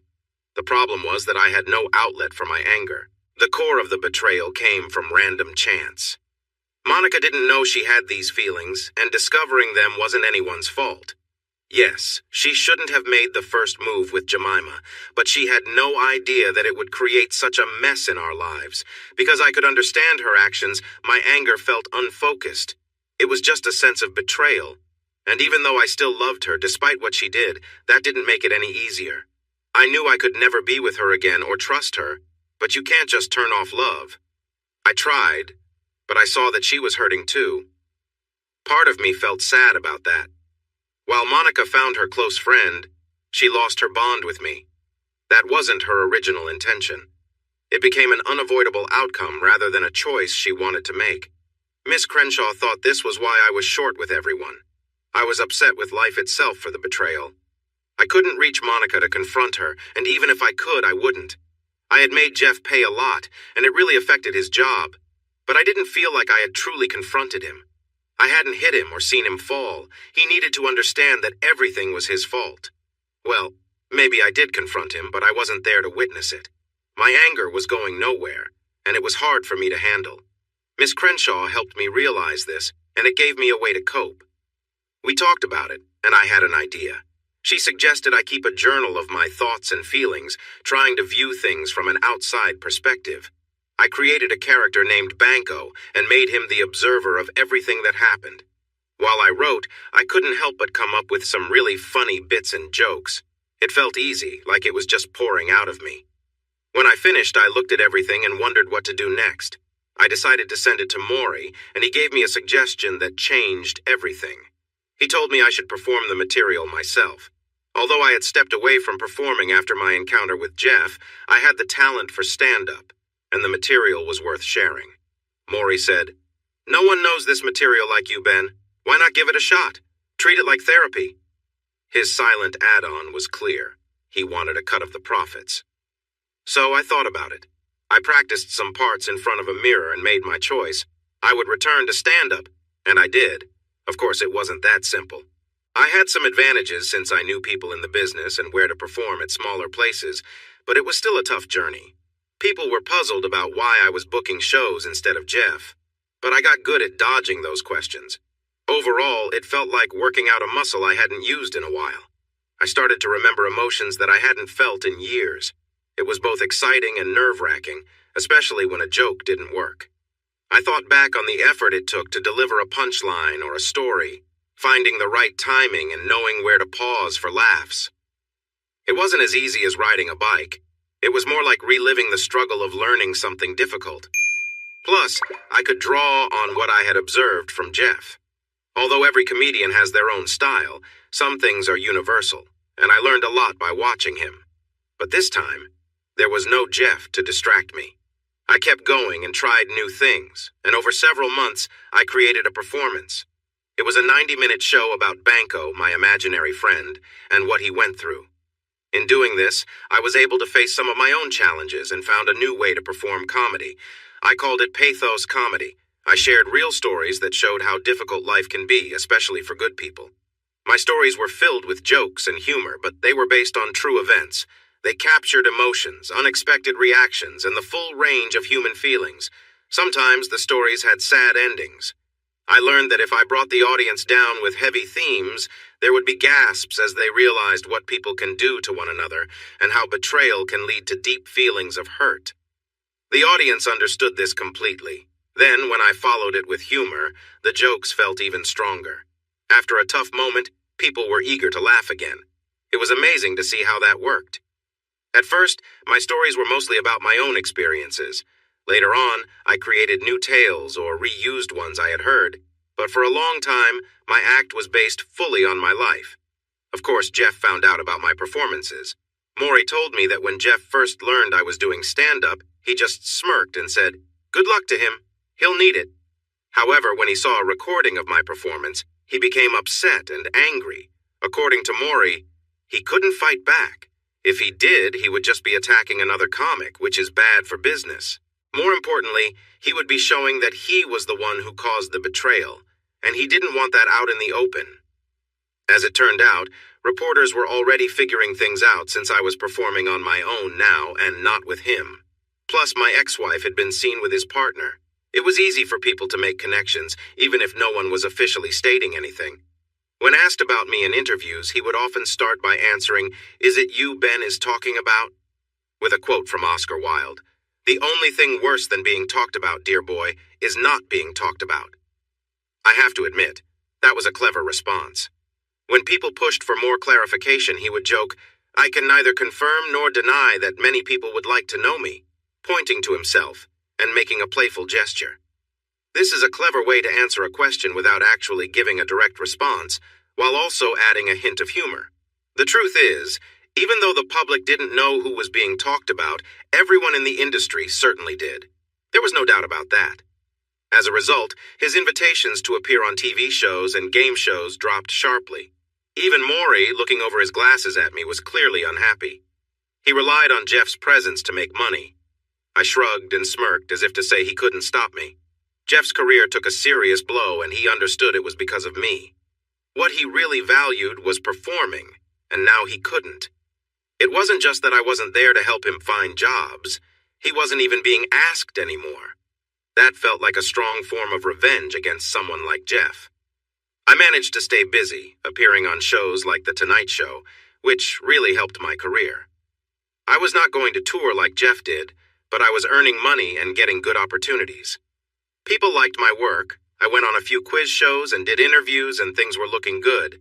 In the end, I regained some self-respect and lost a lot of the negativity I had. I'll be honest, my feelings weren't as intense as wanting to confront him directly, but this was a more gradual and subtle form of revenge. I found a way to benefit from his troubles, took away his new ideas, and made jokes that allowed me to create a new career. My new success came at Jeff's expense, as well as Monica's and, in some ways, Jemima's. I was okay with that.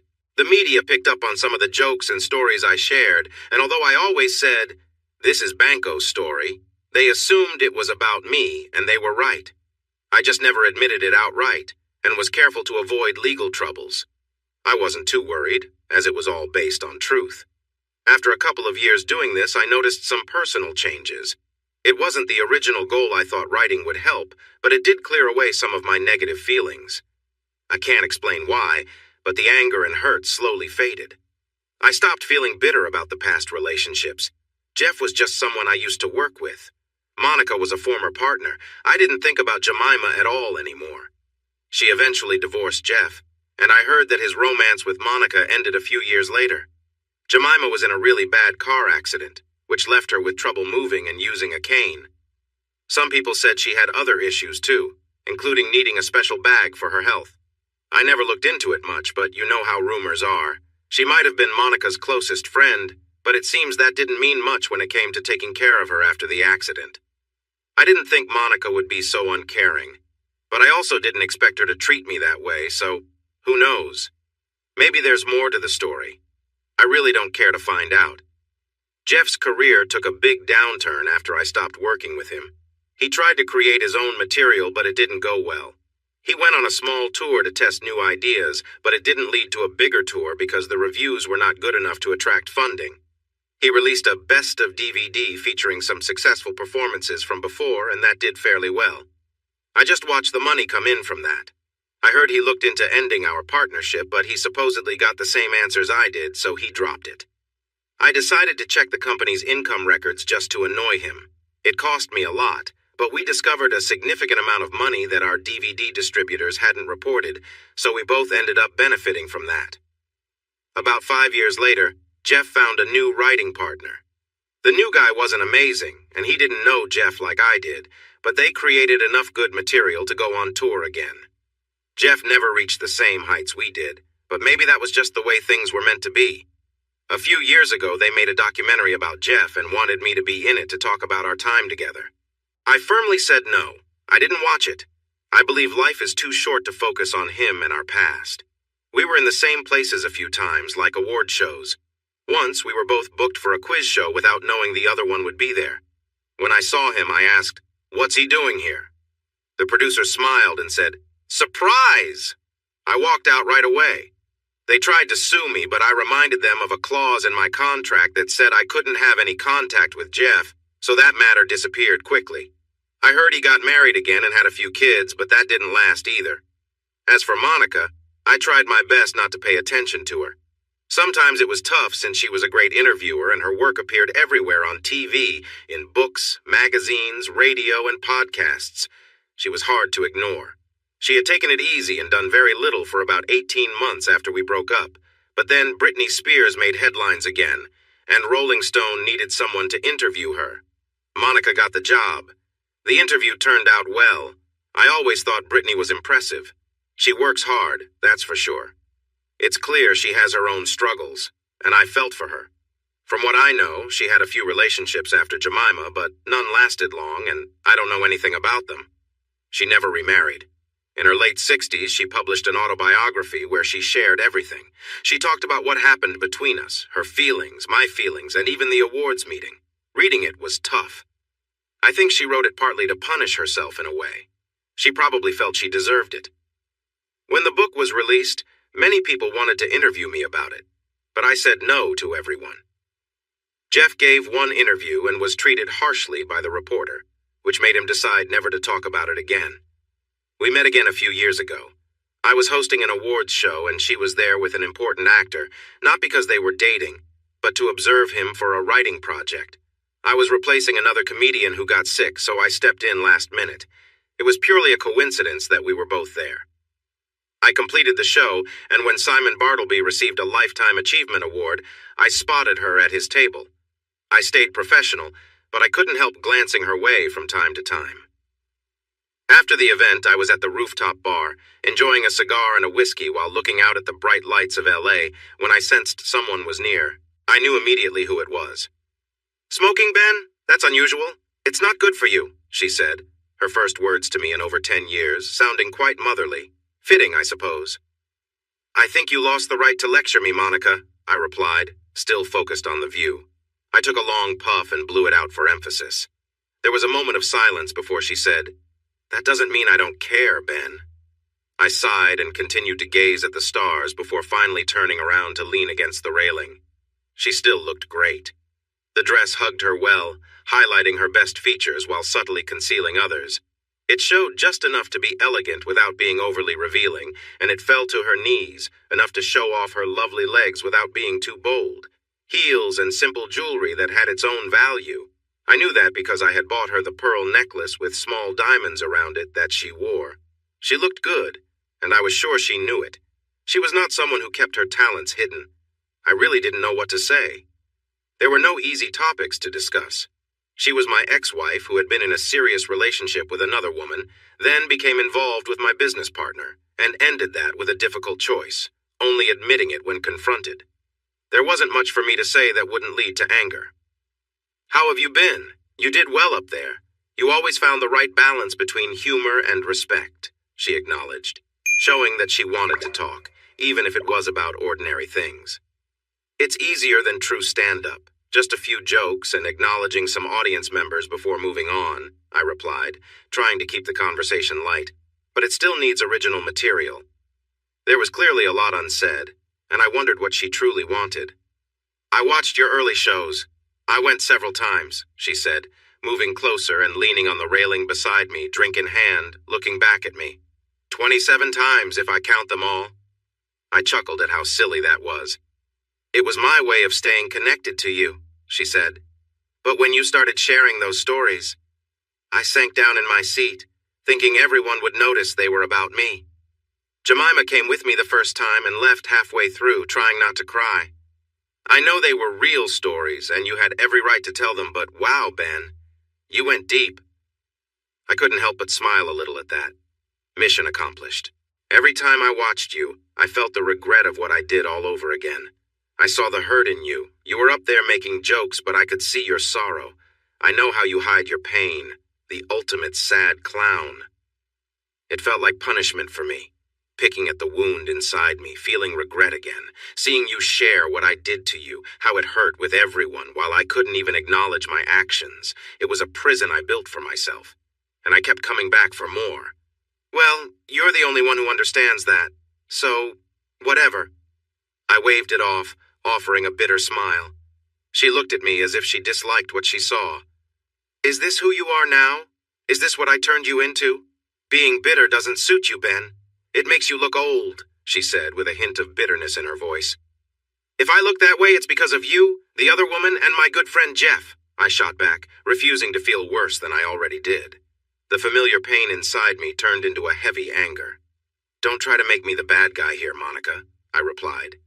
She looked at me with a sad expression. There was a pause, and then she whispered, "No, of course, Ben. I'm sorry. I miss you so much. I'm so lonely, and I keep thinking about how good our life was together. I wish we could find a way back." But there was no way back, and I chose to stay silent this time. To fill the quiet and out of curiosity, I asked, "What happened with Jemima?" Monica sighed and took a sip of her champagne, gripping the glass tightly, her knuckles white. "After we broke up, I moved in with Jemima and stayed in her loft. It was nice, but it felt empty. I missed you too much. I was so worried about you and how you were feeling, but there was nothing I could do. You made it clear you wanted to be apart, and now I see that I made all the wrong choices for you. Jemima spent a lot of time trying to help me. I was struggling. What was supposed to be a time for us to discover each other turned into her taking care of me. I was often lost in my thoughts, trying to cope with everything. I'm really sorry I caused that, I replied sarcastically. Her expression grew even sadder. Ben, I wasn't trying to blame you. I know I caused my own issues, not you. I just wanted to share how I felt. I just stared at her, understanding but unsure. Once I started to get a grip on my life as much as possible without you, we had a decent couple of years. Being with a woman as a partner is very different. You talk more, but it doesn't always lead to action.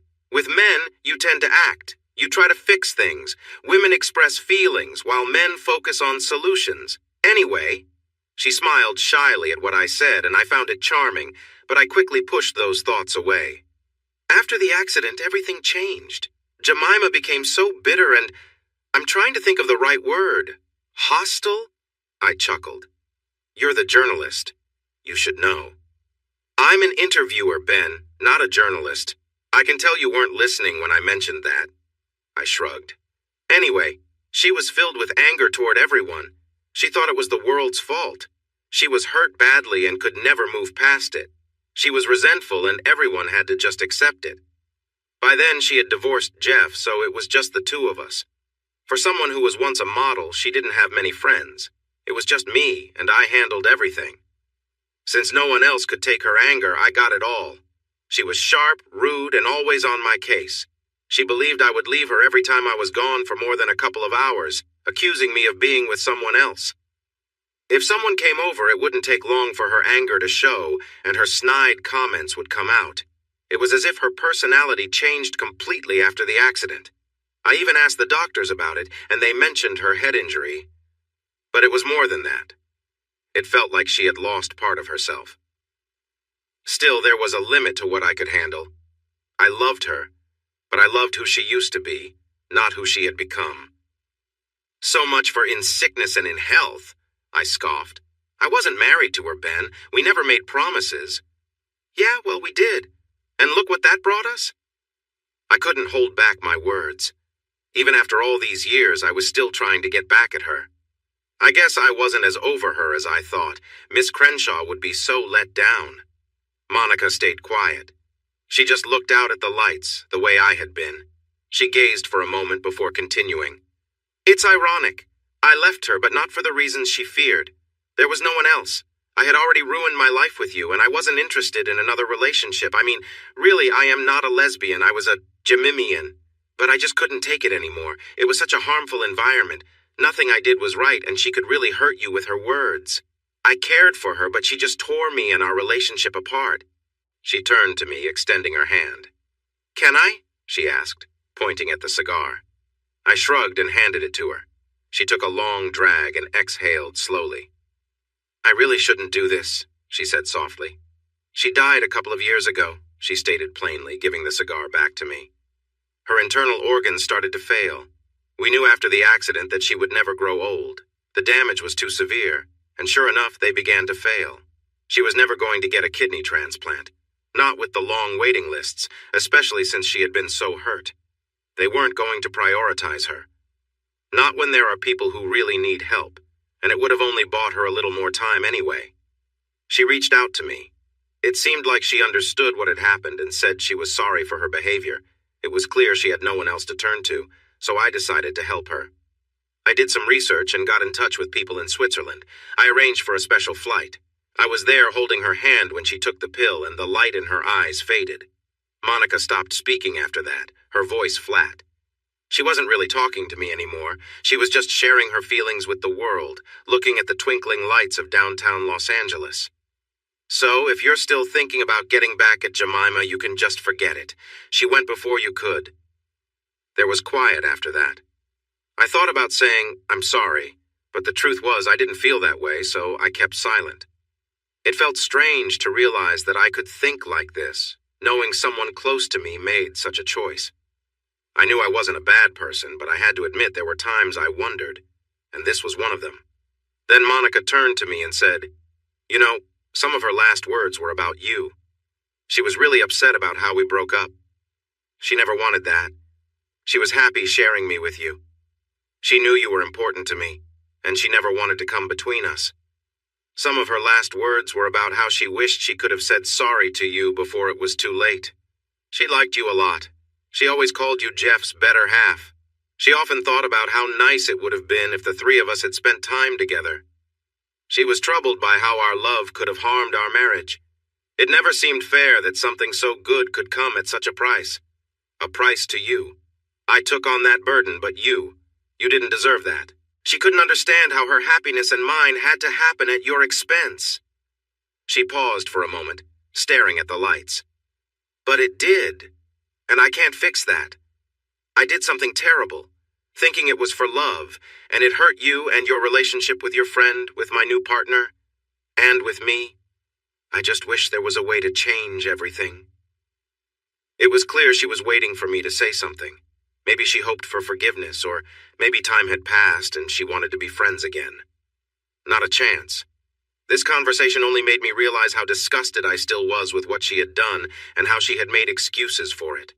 I still cared for her a little, but the love I once had was fading. But the main feeling I had was that she had done something really awful to me.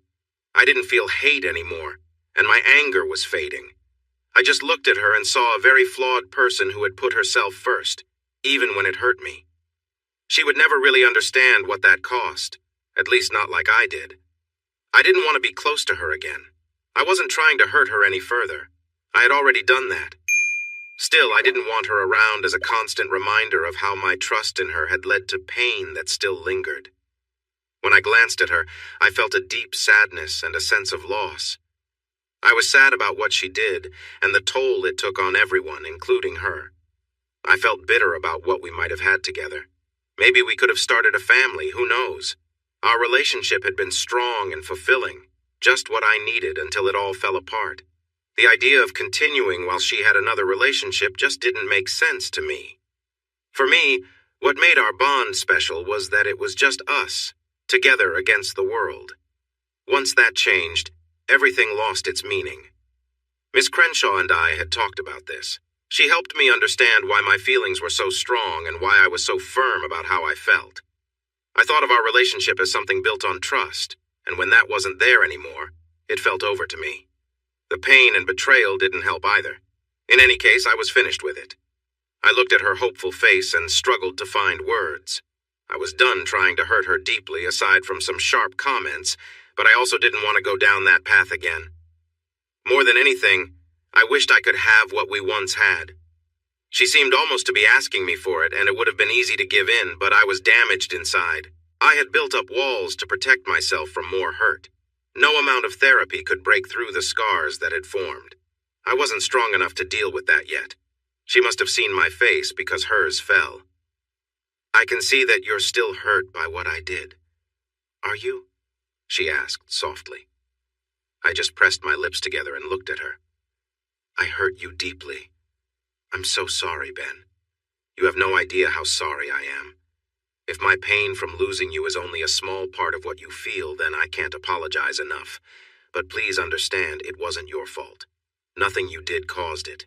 It was just a situation that happened at the wrong time, revealing a side of me I didn't even know was there. If I hadn't met Jemima, I might never have understood.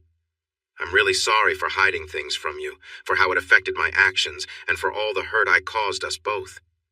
Please take care of yourself, Ben. I love you and always will." With that, she stood up, tears in her eyes, and quickly left. And that was the end of that evening. It took a few years, but I eventually found my balance again. I returned to being calm and in good spirits. Sometimes when you pretend to be cheerful, you end up feeling that way. It's true what they say. Fake it till you make it. One thing that stayed with me was the distrust. I dated women and tried hard to connect, but I could never fully let go of my doubts. It wasn't that I was jealous or wanted to know every detail of their lives. I just couldn't give all of myself. I held back part of me, just in case I got hurt again. This part was mine alone, and it remained untouched. This never improved, and they all noticed in the end. They realized I wasn't completely there, and I suppose it says a lot about the women I chose that not one of them was okay with that. They recognized it, pushed me to change, and then moved on when I couldn't fulfill what they needed. None of them were willing to settle, which was probably the right choice. I was picking the right partners, but not able to offer them what they wanted. The emotional scars Monica left would always be there. I healed, but those scars changed who I was forever. I never found another woman to love like Monica. I met many great women, but no one felt like the one. But that's all right. My life has been quite good, even better than many others. Later in life, in my 50s, I met someone who was in a similar situation. She ran her own cosmetics business and didn't want a serious, committed relationship any more than I did. She had also been in a tough situation before and, like me, didn't want to rush into anything rigid. Still, we both wanted someone to share life's joys with, someone to talk to when something happened, someone to connect with. At that time, I lived in Napa Valley, and her business was in San Francisco. She had a home in Marin County, so we were able to meet regularly when she wasn't traveling for work or when I wasn't busy. As time passed, I did less performing and focused more on writing for other comedians or making appearances on TV, which meant I was around more often. We were a couple of sorts, but each of us kept our own home and sometimes we needed time apart. That was okay. It wasn't where I thought I would be in life, but paths aren't always straight, whether by choice or due to others' actions. I was okay. I might never feel completely whole, but that's just part of life, I suppose. It could be much worse. And while money doesn't bring happiness, it does help ease some of life's troubles. The truth is, I would never get past what she did. I understood that I was hurt for good, and I didn't deserve any of it. I tried to make the most of what I had left, but the hurt would always stay with me. That hurts. But life is what you make of it, and I did my best. Sometimes people put on a happy face because if they didn't, they would just feel sad. Hey everyone! Thanks for watching. Don't forget to subscribe and turn on notifications so you won't miss any of the exciting stories we have coming up. What do you think about the characters in this story? Let us know in the comments. We'd love to hear from you.